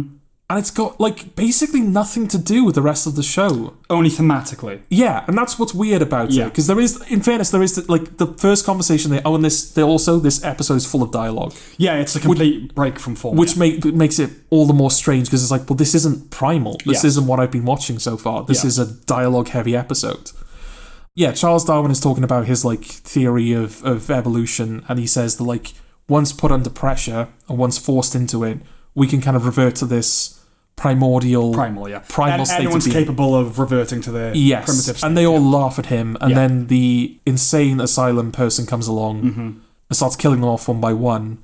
And then initially they start trying to hide from him, then they start fighting him with guns, then they start fighting him with swords, then they start fighting him with spears, and by the end of the episode there's one guy left standing alongside Charles Darwin, and he basically becomes a caveman. Pure animalism. Yeah, pure animal, and he defeats him. Yeah. And the episode ends with Charles Darwin basically pointing at the guy and going, I was right! Yeah. And that's the episode. That's the episode. I think I get it. Yeah. Like, I think I get, like, we wanted to do... Well, I don't know why they wanted to do it. Because I would argue that Primal... It's not an abstract show, and it's not a complex show. I think you get the idea that, like, brutality as a theme and sort of primal animalistic rage as a theme, you get that without having an entire episode dedicated to that. That is the show. Yes, I suppose it's the argument that... Okay, right. So I watched season 1. Yeah. Then I didn't watch the first 4 of season 2. I just watched that episode. Yeah. Because you said it's a completely... You know, I don't think I missed anything not watching the 4, right? Yeah. But I didn't watch any after it. No. So was there anything in the preceding episodes? Nothing at all? Nothing at all. Okay, right. So that was either just like fuck it, let's do this one-off episode, or, you know, it would be fun. Like if Darwin became like a caveman, that would be fun. Yeah, but that's the thing, it's not even Darwin. He doesn't, but that kind of setup. Yeah. The argument would be, of course, you get in the brutality and the primitive nature of man and all that sort of thing. But it's the fact that can be accessed now. Okay. Right? Like, obviously, the 1800s, but you can extrapolate that to any time. If the circumstances are correct, we all become the main guy in Primal. Yeah. That's what the show's doing. Okay. So you can't make that point purely in the past. I suppose not. But the question is that a point they were trying to make, you know, as like it'd be fun to make that point. It would be fun to do that kind of episode where we completely break away from the form of the show and it surprises people.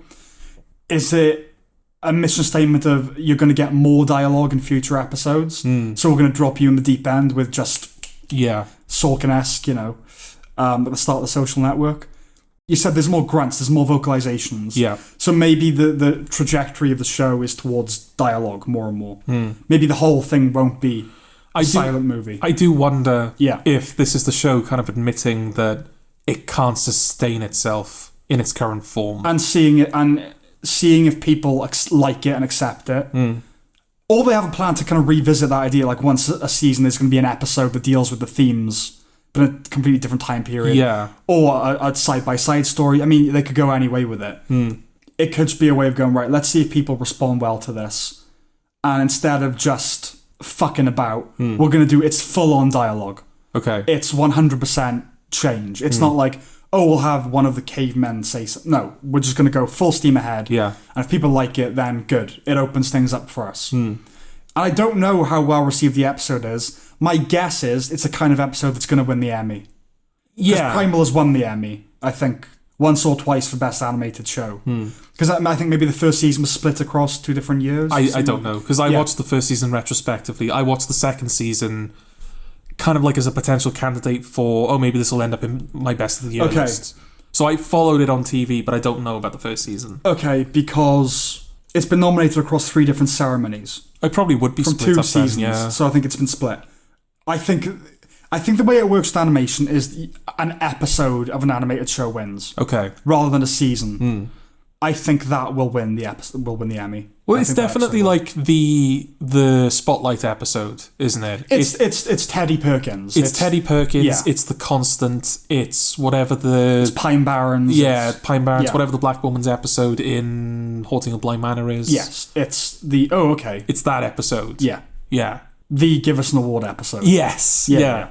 Every episode of Atlanta is like that now, to be fair. Oh, right. They're all just, what's this story? And You're not a fan of Atlanta there, Sam? I am fans of aspects of Atlanta. I'm not a fan that Atlanta can be danced to. Artistry, white people, man. Yeah, so... But no, who knows? Maybe it was just a complete... They'll never do that ever again. Yeah. They just fancy doing it. They're pure, like, Louis C.K. style. I want to do that story now, so I'm going to go do that. And props them if that's the case, but it is a weird decision. It is a very weird decision. I mean, one of the things that I like... Because the reason I brought this up is because I'm conflicted about the show. Right. But one of the things I do genuinely like about the show is you can clearly tell that this is the vision, somebody's vision.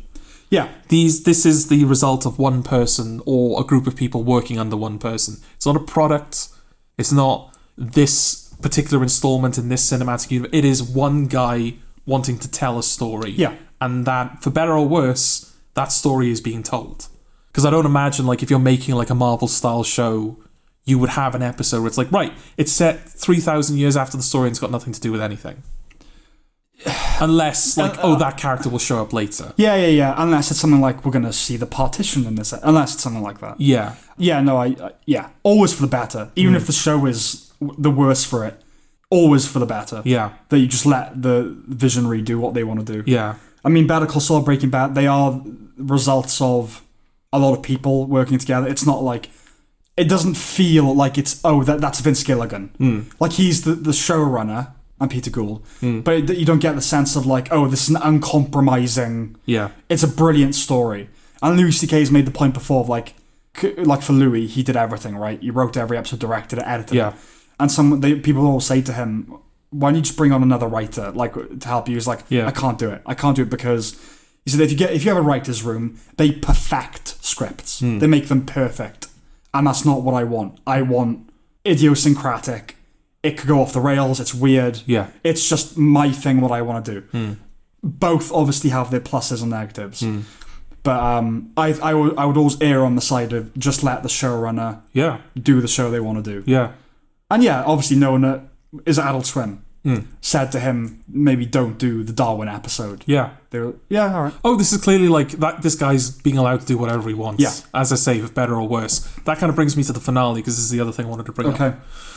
Yeah, like I said, season 2 is heavily serialized. It's sort of at the end of season 1, Spear meets like a woman, and then she gets sort of reclaimed by people that she's clearly a slave to. And so season 2 starts with him and Fang crossing the ocean to go find her. Then they find her and liberate her from the Viking stronghold she's been kept in. But then 2 people who weren't there, because they kill everyone in the compound basically.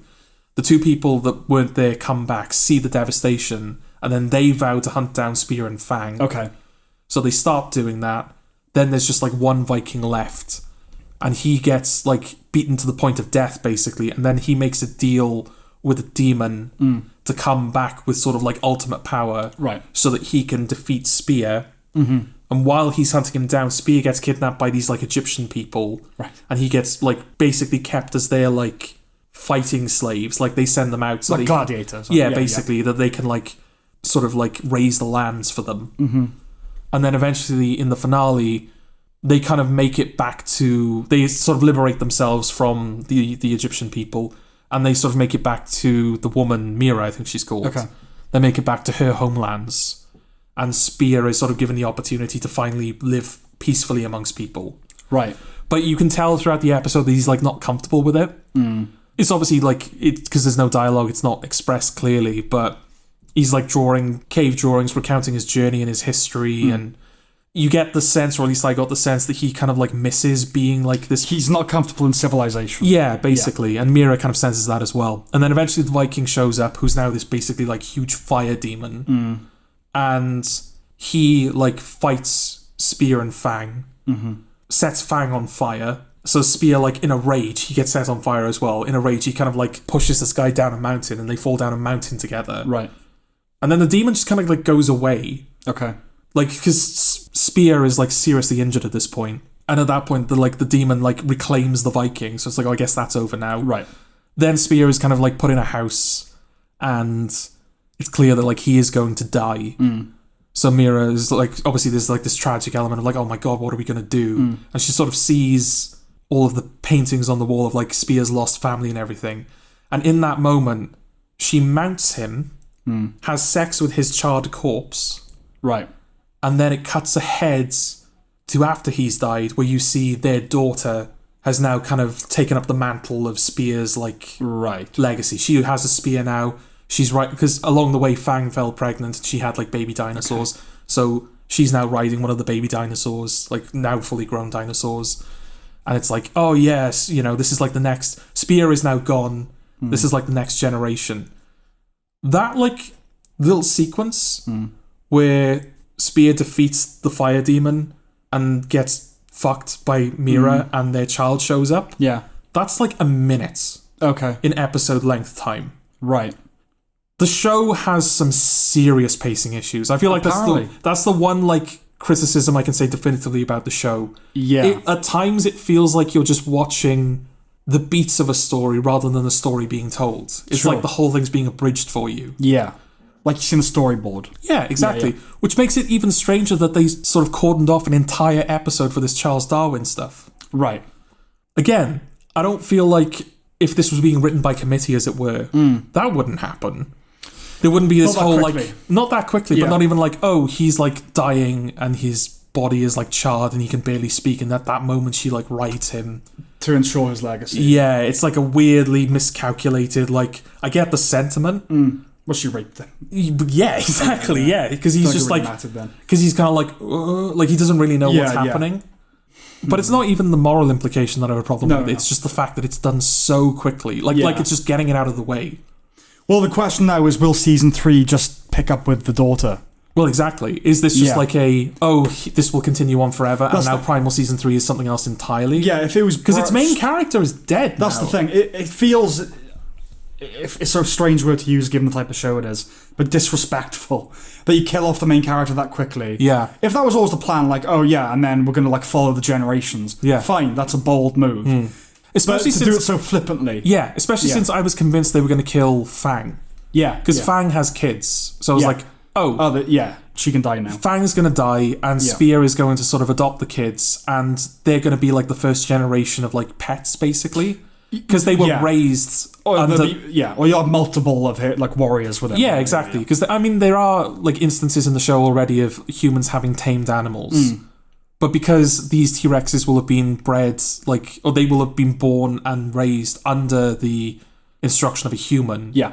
It's like, oh, this is the first proper generation of like animals and humans working in cooperation. Right. And so we've had this kind of like animalistic rage and sort of chaos in these first 2 seasons, but now going into season 3, the primal nature of it is being worn away.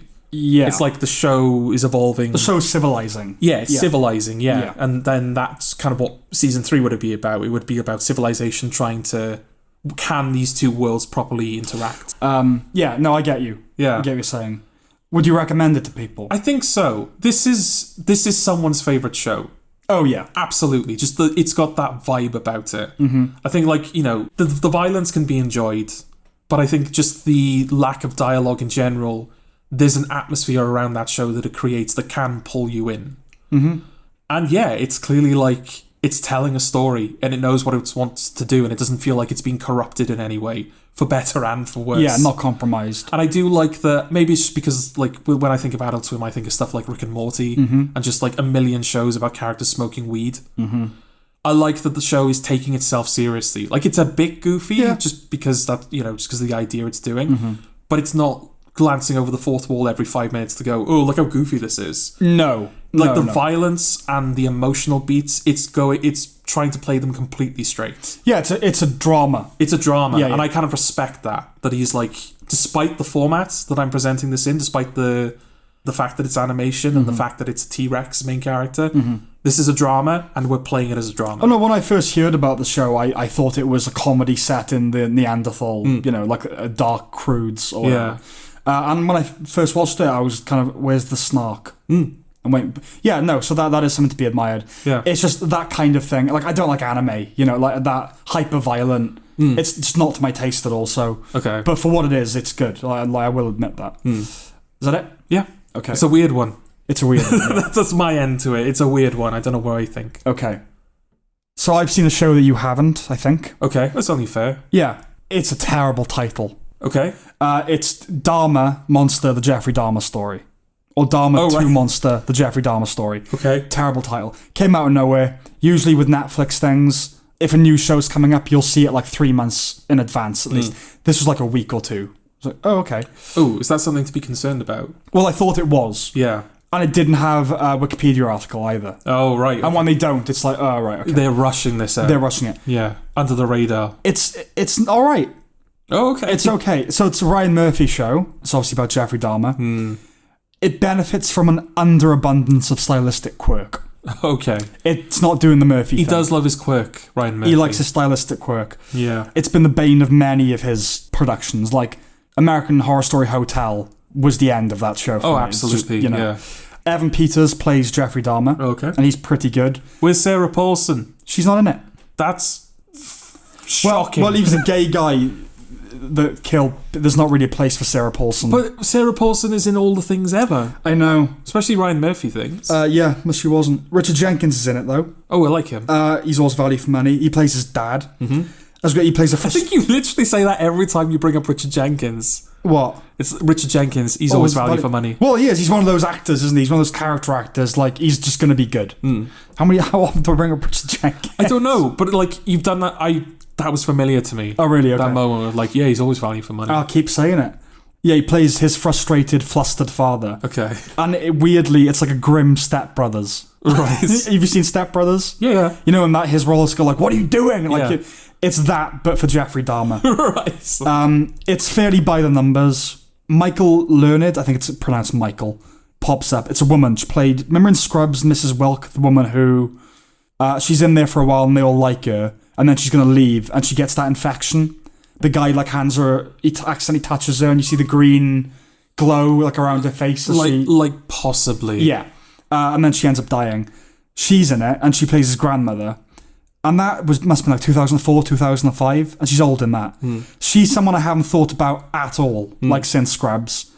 But I would have assumed had passed away, just because of her age. And seeing her was weirdly life-affirming. Okay. Because like, oh yeah, her. She was in Scrubs like almost 20 years ago. Okay. And she was old in that, and she's still alive. Oh, maybe it's okay. It's not exactly a novel technique, but it's something that's risen to my consciousness lately. What's with the shuffled times frame presentation thing? Shuffled time frames. It's not new. Obviously, Lost did it. Every show is doing it now. Especially shows like that, jumping all over especially true crime shows or based on real event shows. They will not just follow it chronologically. Blackbird didn't do that, did it? No, Blackbird didn't. But a lot of them. This episode will focus on that character over here. Okay. And there's really no chronology. Like the first episode, which I think is the best one, I think people would think there's an episode that revolves around a deaf character. Okay. People would like that the most. But my favourite was the first one. It's the last guy he tries to kill before he's caught. Okay. And it's great. It plays out chronologically in real time. Really good. Sinister, like the production design in his apartment is great. But then it'll go back to 10 years before that. Then the next one's he's a kid, and then he's not. It's all over the place. Okay. And I thought it would have been nice just to see it play out chronologically. Yeah, I know what the artistic arguments would be for it. It was like, oh no, we contextualize that bit now by showing this. Yeah. But you do just watch it and think, why is this happening in this episode? I don't know why you've put this here. Okay. Is there like any sense of a building through line? Like a sense of so in the first episode he's it's just before he's caught. And then the second episode, say for example, is when he's a kid. But there's like something in that story that wouldn't really make sense to you until you've seen what came before. Not really is the thing. Okay. Like, halfway through, it kind of changes tack. You know, before that, it is a bit all over the place. Like, episode 1 is him being caught, that's fine. Then the whole show could have been a flashback. Like, oh, he's caught, and now we build up to him being caught. Yeah. But they didn't do that. It was just constantly jumping all over the place. But it's like we become bored of chronological narratives. It's like in the age of truncated attention spans. Yeah. It's like, oh, no, we'll just go tell the story here, now over here. Dude, just play it out. Just play the thing out. The second half pales a lot in comparison to the first half. Okay. It's when it starts delving into the aftermath and the systemic issues around what he was doing. All right. And it becomes a bit boring. But Richard Jenkins is good throughout, and I didn't know this. I mean, I don't know how accurate a portrayal of the father it is, but he's just like a normal guy. And like, can't believe this has happened, and like, I fucked you up and all that sort of thing. If you're into that kind of thing, I'd recommend it. Okay. But it doesn't break the mold. It is exactly what you think it's going to be. So it's not like a general recommendation. No. It's not like this might like be a good gateway into this kind of thing. No, if you're a white 20-something girl that is into true crime, then yeah, watch. Well, you've already watched it, I imagine. You've already watched it, yeah, exactly. But if you haven't, then give it a go. Okay. That's it. All right, okay. Should we now review Don't Hug Me, I'm Scared? Yeah, okay. Okay. What's it about, Charles? Fuck you, Sam. Do you know what? When you told me about this, because I was like walking out the door, like the last time I saw you before today when we recorded this. Yes. You were like, oh, by the way, they've made the Don't Hug Me, I'm Scared TV show. Watch it. Yeah. I was like, oh God, no. The prospect of watching this like genuinely unsettled me. Okay. Because I was it like 9 years ago, 10 years ago? Don't Hug Me, I'm Scared. It was 2011. 2011. Yeah. It sort of came out, and then like a subsequent one since then. So I was a bit younger then. I was a bit more easily unsettled by these kinds of things. Just like the perversion of like puppets and like childish like stuff. Yeah. But also just the really like heavy, deep, cosmic, horrible stuff. Like the idea of time and death and all that stuff kind of having control over you, and in the way that it was depicted in Don't Hug Me, I'm Scared. I just thought, God, the idea of like living in that for like 3 hours or however long the show like runs. 2 hours, yeah. 2 hours, yeah. But I eventually I was a big boy. Yes. And I eventually brought myself around to watching it. Yeah. I rather enjoyed it. Yeah, it's not easy to explain Don't Hug Me, I'm Scared, is it? No, it's kind of like... It's like a children's show setup. Yeah, it's sort of like a Too Many Cooks. Yeah. Where I don't really know where these guys came from. I think they're their own thing. Whoever came up with it. And it's just this thing that existed on YouTube, and it was just like a little, preschool children's show where it's these three characters that live together that learn about stuff. And they sing songs. And they sing songs, and then they're confronted with something that's like, I'm going to teach you about this thing. Yeah. And then over the course of like the 3-minute video or 5-minute video, they weren't long, they're proper shorts. Yes. It just becomes more like fucked up and disturbed. Like in the time... And existential. Like the time when it's just them learning how to tell the time. And then by the end, they are like decaying. Yeah. Because time is moving forward without them. And there's a weird kind of fusion of felt and organic matter. And it's uncanny. Yeah, they're all like felt puppets and felt environments. And like it's like built out of like preschool materials. Yes. And then all of a sudden they will have like realistic like gore and meat. Yeah, a lot of that. Yeah. And this is more of that, basically. It's more of that, but am I right in saying that this is funnier? As in, like, it's leaning more into the comedy? 100%. I think that was probably to its benefit. Yeah, I would agree. Yeah, because I think... For a TV show, Yeah, because they're 20-minute episodes now, or like maybe even 25-minute episodes. Like 22, 23. 23-minute episodes. And I think that the show constantly trying to unsettle you and scare you would be exhausting. Yeah. Even if it was working, you wouldn't want to live in that for too long. Yeah, well, my first note was it initially lacks the disturbing edge. Yeah. That the shorts had. But sort of leaning into the dry humour. Yeah. That's like a brilliant like counterbalance. Yeah. I think. I thought it was more... This is more in the early stages. It's more gross out and weird than anything else. Yeah. It's not scary. It's just unusual. It's not scary, but there is that sense that I think did exist in the original shorts. Because I haven't gone back to watch them. I'm still kind of not comfortable with the idea of going back to watch them. Yeah. But there is that sense that, like, at any moment, this could all just, like, fly off the rails. Yeah. There is this kind of instability that's running under there's a the tension. entire show. Yeah, I think while it's less concentrated, it does mostly work as a TV show. Yeah. But I was surprised, actually, at, like, how well-paced the episodes were. yeah, they are good. I have a problem with it, but it's not the show itself. Okay. I think the fact that there are songs over the credits and their opening titles and all that, Yeah. it loses something there. I'll explain. Okay. They're really trying to recapture the essence of the YouTube stuff, and they sometimes do. They do a lot. But it's compromised a bit, I think, by adhering to the expectations of the medium. So, right, you settle into its tone and its rhythm, Yeah. and it loses some impact as a result of that. That said, it's undeniably singular and idiosyncratic. Oh, there's nothing else like this. And as compromises go, rather uncompromising. Yeah. And it's funny. And I think, am I right in thinking there's a possible homage to Texas Chainsaw in episode 3? Oh, absolutely, yeah. And that was nice. Like, as soon as it happened, I was like, oh, okay, I should have seen this coming. Well, it's that mixed with Eraserhead, isn't it? The weird scene from Eraserhead. Yeah. Everyone uses Lynch to describe Don't Hug Me, I'm Scared, and I think it fairly so. Yeah. I thought the best episodes were the 4th and the 6th episodes. Oh, interesting. The final episode and the one where... Friendship? The worm? Yeah, where he's devolving into his mind Yeah. more and more. I really like that. That's a really good episode. Yeah. I really like the first one. I like the first one as well. Yeah, just jobs. Because I liked as well that when it was kind of talking about jobs, I was sort of... I think this is just because I have a job now. Like, I have a 9-to-5 9 job. to 5, yeah. And, like, I'll admit that, like, before I got one, I was nervous about the idea of, like, oh, it'll take me away from, like, my hobby and my passion and, like, the career that I do eventually want to follow. But I was worried about the show kind of, like, having this kind of smug sort of... Oh, it's terrible having a job.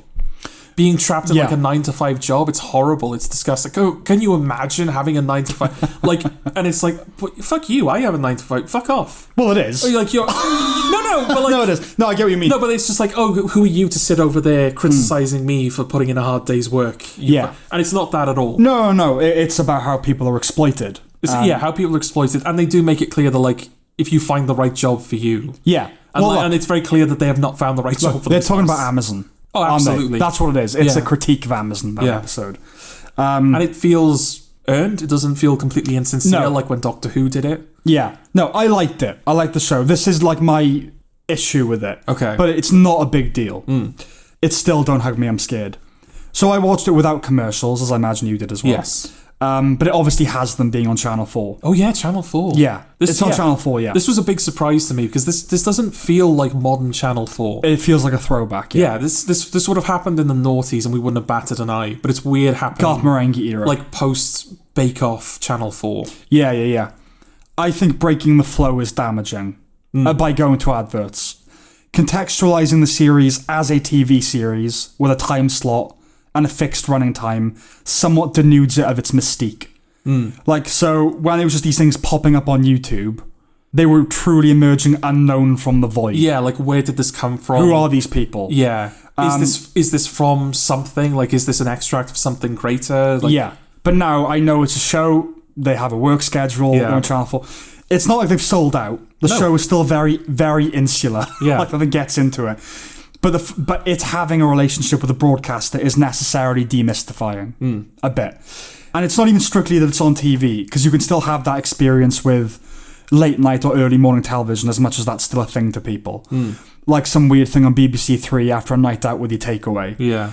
It's the spell is broken when you take a break. I'm not sure how All 4 and Channel 4 work in terms of their scheduling. I know they released every episode at once, but so I don't know if it's actually on TV or just on online. I can't imagine. But there's still adverts they would online. expect people to watch this on TV. Well, right? I don't know. I mean, there are still adverts online, right? But if they are on television, it's nice that it's on terrestrial television. It suggests an embracing of the arcane, and like you said, it harkens back to a time where you could discover weird things. Yeah. And I think a staggered or a rolling schedule, so week to week, probably wouldn't be a financially shrewd approach. There's a reason they're doing this. But experientially it would. Yeah. I think airing it once a week, the same time slot, you watch this thing like, what the fuck is this? Is it on next week? Okay, I need to come back for that. Yeah. And to me, it's another argument against bulk releasing episodes. Yeah. I'm retroactively disappointed I watched this in one go now. That's the thing. It's because you're right, you do tune into it. And so I think that's why, like, I'm aware that it's no coincidence that, like, I wouldn't say the first episode is my favourite, but it's one of my favourites. Yeah. And I don't think it's any coincidence that it's the first one, and then, like, as it goes on, and you do fall into the rhythm of it, and you do recognise the structure of it, and you do sort of know, right, this is the point where it's going to start getting fucked up now. You can kind of predict when it's going to happen. That doesn't help. And I do, if it was running week to week, or if you can, like, force yourself to watch it not in one go, it would have a greater impact. Yeah, and I think, like I said, just it's a bit of an insider baseball thing. This is not a consideration I think would occur to most people. But just the fact it has a context as being a TV series robs it of something. One, I didn't know anything about it. Yeah. How often the episodes would be released, who made it. That was really, there was something to that. Yeah. And like I said, it's not a massive deal. It's still the show. But it's like it's been appropriated.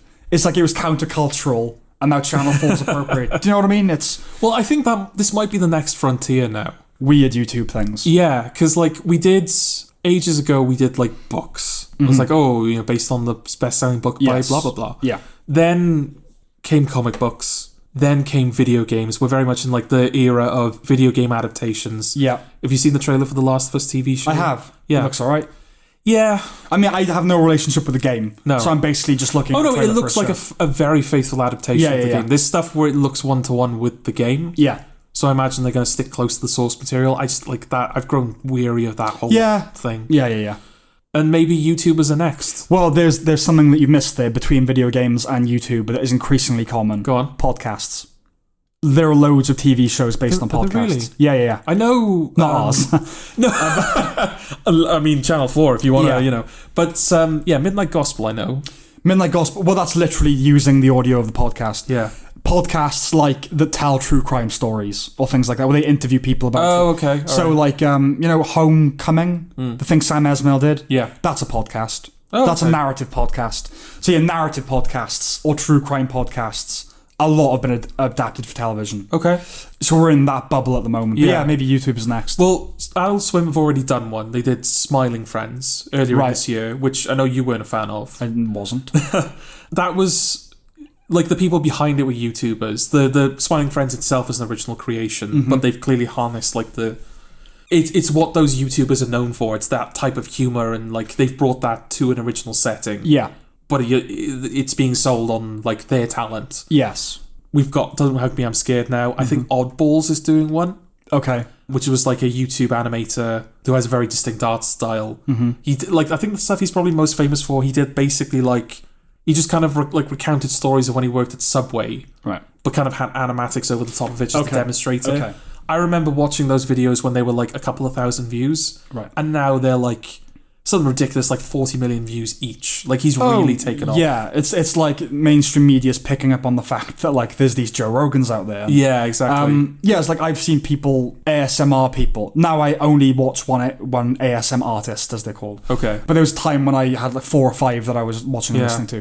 There was that film. Sorry, go on. No, I was going to say one of those was on like this morning doing an interview. Oh right, okay. About ASMR, and it was, right, okay. Yeah. It was like, no, it was ours. there was an element of that, yeah. Yeah, no, there was a speedrunner. Like he does sort of like not necessarily speedrunning videos, but he kind of talks about like the history of speedrunning for this specific game or this specific part of this game. And one of the videos he did, he sort of said that like, I was invited on morning television to kind of demonstrate what I did, and it was just him on like I think he's Finnish. Right. So it was like the Finnish version of This Morning. Right. Where they were like, so tell us about yourself. What do you do for a living? And it's just him playing the game. Right. It's like, whoa. Yeah. Whoa, no. Also, you have these live events, like even in Cardiff, of YouTubers. I went to that. I went to... Oh, God. No, I shut up. I was a fan of them at the time. God. I wasn't even thinking of that. I was thinking of someone else we know that went to one. Okay. No, Ready Player 3, which was the Game Grumps and Jacksepticeye, I believe. Okay. My sister's a big fan of Jacksepticeye. Yes. I was a big fan of the Game Grumps at the time, so it was like a no-brainer. Right, okay. But yeah, that's happening more and more now. Yeah. But yeah, there was a YouTuber, Mystery Guitar Man or something. Okay. He did a film with Mads Mikkelsen a few years ago. Oh, really? Maybe Arctic? What was in it? Mads Mikkelsen was in it. No, this guy. He directed he wrote and directed it. Oh, Arctic, yeah. Yeah, that was a YouTuber. Okay. And it wasn't like... I don't think it was the type of stuff that he did on his channel. It was just like... oh, now I'm in a position where I can make a film, and he just made a film. Yeah, it's one thing where it's like, we are technically YouTubers. Or like, if we end up doing what we want to do, we were technically YouTubers that went on to have. It's more like things that are YouTube properties, like Don't Hug Me, I'm Scared. Yes. Like, oh no, we're just going to take the thing and put that on TV. I mean, it's nice that they get paid for it, you know. And yeah, that is clearly, I think there's 2 or 3 of them that that do that, you know. All, and clearly no one's telling them you need to rein it in. Oh no, they're being allowed to do what they want. I gotta say, disturbance-wise, I wasn't disturbed all that much. But the final episode where he meets the real person was creepy. Yes. That, like, you're not even my own son! She goes like really northern or something, doesn't she? Yeah, she was fucking terrifying. Yeah. Oh yeah, there's definitely some stuff in there. Just like the idea of the death episode. Like, I wouldn't say that I was creeped out by it. But just like when he's in the coffin and the coffin is talking to him. And the duck's like, so what next? And then the coffin's like, oh, you just stay here. He's like, shall we talk? He's like, no, you just stay here forever now. Yeah. And then it cuts back to the other 2 puppets and they're like, they turn that blob into the character that's died. Yes. Because they can't cope with the fact that he's dead. Yeah. It's just, there's some really good stuff in there. I mean, I really, the red guy is my favourite one. Is it Red Man? Or, I think he's just called Red. Red, okay. Just that, where they're trying to fill their schedule. He's like, no, we have nothing in the schedule. I wanted to do nothing today. And he's just the whole time just trying to just sit in a chair and do nothing. And I like that. Again, in the death episode where Duck is like reading the paper, it's like, oh, it says here I've died, and the red guy's like, you sure? Yeah. Pretty sure out of all of us, I'm the one who should be dead. Yeah. No, it's funny. It's funnier. Yeah. We obviously recommend it. Yes. Watch the YouTube series. I know that it's not exactly like that, but it's basically that. Yeah. It's funnier, a bit lighter. Yeah. But yeah, definitely. Hopefully the benefit of this is that it will find an audience that it never originally had. Yeah. Because, I mean, I've pointed it out before, Cobra Kai was a YouTube Red original series. Yeah, I was going to. Nobody watched it. Yeah. All of a sudden it shows up on Netflix and now it's like a big cultural thing. No, it's Emmy nominated. And yeah, exactly. Yeah. So, yeah, hopefully people will find it. Oh, yeah. I've heard that it's not good. But yeah, hopefully people will find Don't Hug Me, I'm Scared now through this show. Yeah. But even so, it's not even like, oh, the only function of this show is it's like you become aware of the YouTube shorts. The show is a good thing in its own right. Yeah. I'm glad we have it. Yeah, I agree. Yeah. So I got a little Lexicorner. Oh, we're moving on to a Lexicorner. Yeah. Oh, wonderful. Okay. Samuel. Words. Phrases. Sam's Lexicorner. So it was off the back of bulk releasing episodes. There's no word for that. There's no term. That's my word. That's my term. There's no term for Is that the Lexicorner? That's the Lexicorner. I'm trying to stay away from theatricality or gilding the lily. Like lately, I don't have to make up something fantastical. Just saying what it is. Right. But, so like I said, a staggered or rolling schedule is when you release things on a week-to-week schedule or whatever. Okay. There's no term for all there. They call it binge watching. Yeah. But binge watching is what we do, yes. not what they do. So binge dropping. Okay. Or a binge drop. Okay. That's it. Yeah, I'll take that. Yeah. Samuel. Words. Phrases. Sam's Lexicorner. Finally, should we do a film review? Yeah, let's do another one. Why not? We haven't done any film reviews. Oh, is this the first film review? It's the first film review. Oh, for some reason I thought... No, you did make it clear it was a series. Yeah, it's a mini-series. For some reason I thought it was a film. No. All right, let's do a film review. Nope. Oh. Yeah, see I what have to tell you, you give me mixed messages here, Do you see what I did, Joel? Yes. Do you see what I did? There's a film called Nope, and we're going to review that film now. Oh, I see. Yeah. Oh, okay. Aren't you a clever man? No. Nope. I'm done. What's the plot? The plot? The plot of Nope. Of Nope. Yeah. Tell us what it is. What is Nope? Tis film. It is? From Jordan Peele. Yep. You know who Jordan Peele is. Get Out on Us. Get Out on Us. Yeah. Get Out Us. Nope. Oh, that's got to be intentional, right? I didn't even think of that. So it's about this like guy who owns a horse ranch, where they train horses to be in films. Yeah. This was owned by his father. His father died in a tragic accident, but even then, this is like a ranch that was passed down through the generations. Yes. And they're struggling, so they're kind of like, they're selling horses off to like this local amusement park. Like a rodeo. Yeah, because business isn't going well with Hollywood, because it's like, they're funny enough, they're moving more towards visual effects and things that aren't real and shit. So, and there's also like an incident with the horse, so they just end up using a CG horse. So business is not booming. Yes. So to try and like keep themselves afloat, he's selling horses off to this like guy. You never really know what happens to them after they get sold off. Mm-hmm. But then they begin to suspect the people that live on this ranch. It's him and his sister. Yeah, Daniel Kaluuya and someone else. Kiki Palmer. Yeah. They begin to suspect that there is a UFO hanging around their property. And they come to the conclusion that if they can take photographs of this UFO, they can then sell them to the media, make a killing, and keep the ranch. Yes. Is that good? Yeah, that's good. And then they enlist a local video hardware guy. Well, he kind of weasels his way in. He weasels his way in. Yeah. And this film director, this documentary, the cinematographer. Yeah. Yeah, who's kind of obsessed with like the perfect shot. Filming the perfect shots, which he achieves. Well, yeah, I suppose he does. I enjoyed it. Okay. That's again. There's no point just bringing it out. I enjoyed it too. I liked it quite. You did. Yeah. Yeah, I quite liked it. So far, it's my second favorite film of the year. Okay. I will admit it's been a quite weak year, but I did enjoy this nevertheless. I think the fundamental thing with this film is, it's Spielbergian. Okay. Right? He's kind of going for that bigger scope. This is a film. It's a film. It's not a thesis. No. It's not like a concept. It's a movie. This is a film. Yeah. And there's a lot of different ideas in there. A mishmash of different ideas, different themes. One of those things is Stephen Yeun plays the owner of the rodeo. Yeah. And when he was a kid, he was a child actor on this sitcom. Yeah. And there was an episode, I think the whole sitcom revolved around a chimp. Yeah. And I think, the chimp was the main character and he lived with a family. Yeah. And there was an instant where the chimp lost his shit on set and like butchered. Yes.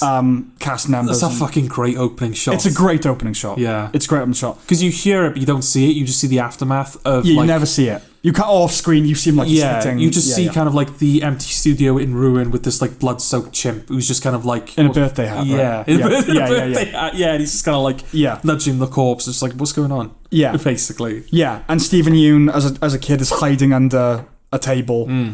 Yeah, and then there's a thing that comes up later. But they obviously couldn't use a real chimp. Yeah. But God, it would have been nice if they'd used a real chimp. It didn't start to bother me until the chimp gets closer to Stephen Yeun. Yes. Like, because we're kind of looking at it from his point of view. Same here. That close up on the face of a real chimp would have been fucking terrifying. Yes. That's it. A niggle. But it would have been nice if they'd been able to use a real chimp. I mean, probably for reasons that the film demonstrates. That they you probably couldn't actually have a blood-soaked chimp or a blood facsimile-soaked chimp on set. I don't know, though, like, because a lot of the stuff with the chimp further away does work. Yeah, it does. Especially since he's not that active. And they're already committed to disguising the violence on that set. So you don't see him doing anything too gratuitous. But maybe there was, like, a way... Because the hands that he... Like, when he reaches through with his hands, I think that's a practical hand, isn't it? Is it? Okay. Maybe. I can't remember. Maybe I was just... That one was really convincing for some reason. Yeah, he goes in for a fist bump. Yes. Yeah, and that kind of feeds into Stephen Yeun's kind of delusions about... He can tame. Yeah. He can tame. Yeah. I think it says something else as well. That being... I think it's talking about exploitation. Okay. And the kinship in... The chimp is being used for the show. Child actors are used. Oh, yeah. I think he saw a child actor and was like, oh, yeah, we're the same, basically. Yeah. That's what the fist bump was about. But yeah, it also feeds into his like, oh yeah, nothing's going to hurt me. I can, and then of course... This is kind of what we mean about, like, this is a film. Yeah. It's kind of nice that you get, like, to watch, like, not just a Jordan Peele film, it's just to watch a film and be like, oh, I'm thinking about what that might mean. Yeah, there's a lot. Rather than being told, oh, it's about this. There's a lot. I've got... So, like I said, it's a mishmash. And these are what it's about. Spectacle, prurience, fame, exploitation. Yeah. Unrecognised black contribution to cinema. It's all in there. Yeah. As a result, it does lack the purity of some of his earlier films. Yeah. Where it's like, it's this idea, you know. But that didn't detract from it for me. No. I know probably you as well, we're the only people in the world that think Get Out is probably his worst film. Yeah. Is this better than Us for you? I'm inclined to say yes. I am inclined to agree. Oh, Yeah. you think this is the best one? Yeah. Okay. I think he's got better with each film. It's like... And everyone else disagrees. Yeah, it seems to have gone the other way for some people, which is strange for me. But, like, Nope. I'd say it's a strange film. Yeah. But it's not strange in the same way that, like, Everything Everywhere All at Once is strange. No. Where that's got, like, a wackiness to it. It's not quirky in that way. Yeah, and it's just like, oh, this idea is so out there. Yeah. It's just kind of mad, and like, oh, it'd be interesting to see how they kind of play with it next. Yeah. Whereas with Nope, it's unique. Yeah, it's like original. It's like the story it's telling and the events that are happening within that story are so specific. Yes. That it kind of lends it a plausibility almost. It's like, oh, this the inflatable men and all that. Yeah, just like the way the ship is kind of shown, and like Stephen Yeun's relationship to it and how that ties into his past, which seemingly is disconnected from everything, but it does have like relevance later on. And there's all of this stuff that feels like I'm looking at it going like, I don't really know what I would take out. Yeah, I think the salient point I've got here is it's original and it's a film. Yeah. Those are the central. Unlike these days, they are so rare. Yeah. To have a treat like that. Like I said, Get Out. It's that it's that idea, and there's a lot of social commentary to it. Us a little bit as well, but it's a very clear idea of the underclass. And this, I think, because it's a lot of different things going on, and it doesn't have that social conscience in the way that other films do. People have relegated it a little bit. It's probably like, oh, this isn't what I was expecting from Jordan Peele. Yeah. It's not what I was expecting from Jordan Peele, but I think that's why I've ended up liking it more. Well, I was expecting to be annoyed a bit at some point. That's what I expected, and I wasn't. Yeah, considering that, like, apart from the cinematographer, there's, like, no white men, really, in the cast. It's a completely diverse cast. Yeah, minorities. But the film doesn't care about that. And the story isn't about that. So Jesse Plemons was cast, and then he had to drop out. Okay. Because he was doing the Scorsese film that's coming up. Yeah. It didn't say who he played. I'm guessing it was Stephen Yeun's role. Probably. In which case, isn't that great? Yeah. That him being Asian has absolutely no bearing. Yeah, absolutely. On, He has a knack for creating distinctive images, doesn't he? Old Jordan Peele. Yeah, like I said, the fist bump it instills within Jupe is his name, isn't it? Yeah. Jupe's mind that all creatures can be tamed. The kinship of the exploited. The film crosses from a horror to a sci-fi thriller. And it's genuinely exciting. Yeah. Like, it's like, I'm in this, the final act. I never, the horror aspects of it were never... I was never scared by them. I was never scared. And I never found it creepy. No. But I did have that kind of, once you sort of come to understand the creature and what it is, because it's not a ship, spoiler. Yeah. It's a creature. It's a living thing that's hunting. Yes. And when you sort of understand... how it operates and how it can be, what they have to do to avoid it, and sort of deal with it. I just the dreads of being in that situation. I felt that, even though I wasn't scared. Just the idea of having to deal with that creature. It's oh fuck, And it was Spielbergian in that sense of you start off with the unknown. What is this thing? Jaws, Close Encounters, and then it becomes a sci-fi thriller when you understand more what it is. Yeah. It's more action-oriented, and I really liked that. It was a throwback. Because the film kind of knows, well, we understand the creature now. There's nothing scary about it anymore. Right, let's just figure out how to it's still, beat it. a formidable presence. Yeah. But our relationship with it has changed now, and so the film's relationship with it should change too. Yeah, exactly. Yeah. I tell you what, it's a shame that Don't Look Up was taken as a title. Oh, yeah. What a perfect name for this film would have been. Nope is good. Yeah, obviously, it brings to mind what you say in the cinema. Especially since the posters are literally characters looking up, isn't it? Yeah. And spoiler, the whole thing is don't look at it. Yeah. If it makes eye contact with you, you're done for. Yeah. Don't Look Up would have been such a great... unlike in the paranoia of the film and the whole alien... And Another criticism of Don't Look Up. Fucking Adam McKay. It's the only film I know that seems to be collecting criticism as it continues to exist. Well, the film just didn't deserve it. No. Yeah, the absence of socio-political themes was refreshing. I like Daniel Kaluuya. I mean, he always is buttoned down in every role. Yeah. With the possible exception of is Judas and the Black Messiah. Who did he play in that? Fred Hampton. Okay. But I thought he was all right. Keke Palmer. She was a bit much. Okay, so she plays it well. Yeah. But it is initially very annoying. Yeah. I grew to like her more, though, as the film went on. I didn't... Yeah. The ending still worked. Yeah. Because, you have to like her for the ending to work. Yes. The ending still worked for me. But yeah, she was when I first saw her, I was right, I'm going to have to get used to that. Oh, yeah, she was no, this is really going to be an annoying film. Yeah. And then, no, as the stakes increase and No, yeah, I liked her. I liked him. I liked the guy, the VCR guy, the hardware guy. It's such like a weird character to have in that film. Well, he was like a Tom Waits kind of like. Oh no, I meant the hardware guy. Yeah, but I also liked him as well. Yeah, yeah. I liked him. Yeah. He's kind of like the Weasley, he's the comic relief, pathetic kind of guy. But he's not just that. No, he's not just that. Well, they were going to kill him. He died in the original draft, and he fought for his character not to die. Yeah. I think he said, I just feel the story isn't done. Yeah. So I really want... Okay. So it's fair enough. And then you have the cinematographer, which is just this weird, it's the kind of... The Tom Waits has this weird presence and, aura around him. Yeah. This mystical, filmmaker, and who has to get the perfect shot, who then, spoiler... sacrifices his life to get the perfect shot of him being pulled into the which is great, but also that camera's been destroyed. That shot. But he got it though. He got it though. Yeah. That's kind of all I've got to say. I mean, I just really liked it. I liked it a lot. Yeah. You got anything else? I don't think so. Yeah. Because I don't want to delve into everything because it's one of those. No. Yeah. It's a film that should be watched. Yeah. It should be experienced. It should be experienced, definitely, and it's not an experience I would want to deprive anybody of. Yeah.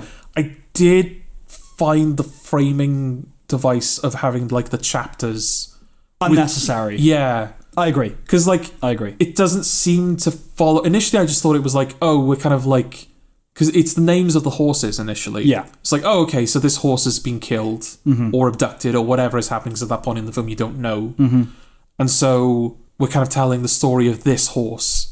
And then we're telling the story of this horse, and the film gets told through all of that. Yes. Then it becomes the name of the monkey, and you flash back, and it's okay, this is sort of breaking the form a little bit. Yeah. Then that's one of the shortest chapters in the film.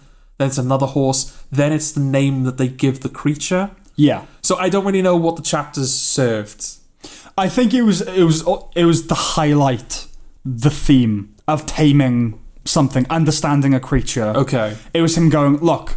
There's this theme, and I really want you to know that that's what I'm doing. Okay. Because, Daniel Kaluuya comes to the revelation not to look at it. Yeah. Because you don't look in a horse's eye, right? And so his expertise at training animals is what gives him the knowledge about the creature. So I think it was just a way of going let's put that front and center. And when you start the film and it starts with the chapter title, it's instantly intriguing, isn't it? Ooh, okay. Yeah. What is this? So I think that's what it was. Okay. But a great opening. The opening was fantastic. Yeah. Of just that set. It's I thought this was a film about aliens or something. I would recommend Jordan Peele, if you're listening, which you're not. More Nope, less Get Out. That's what we want from you. Listen to us, though. Listen to us. Well, I think it's encouraging that he did Get Out and then he did Nope. Rather than build up to his magnum opus. Yeah, exactly. It's maybe this is a direction he's more interested in. Well, maybe, Get Out was on the Writers Guild of America list of the 101 greatest screenplays of the 21st century so far. Get Out was number 1. Oh, so maybe he's kind of thought, I did that. I did my thesis. Yeah. Now I can just do films that entertain people. Yeah, that'd be nice. That would be nice. So... keep doing that, Jordan Peele. I'd like Get Out, if that's what it means. He made that, so he doesn't have to make that again. He doesn't ever have to again. Yeah. I'm a black filmmaker. I did the black film. Yeah, now I can just make films people like. Yes. Or don't like, it seems. Bit of a mixed reception. It's been well received, generally speaking, but it's the weakest. Okay. His films. But I love films that are original. Yeah. And dealing with all these different things, and not in a distracting or that doesn't work way. Even the black contribution to cinema thing, I liked. I thought, that was a good. Oh yeah, it fits in really nicely. That was good stuff. Was it their grandfather or great grandfather? or something? Great grandfather. Yeah, one of those great. Yeah, he's one of the earliest things on film. The earliest thing on film.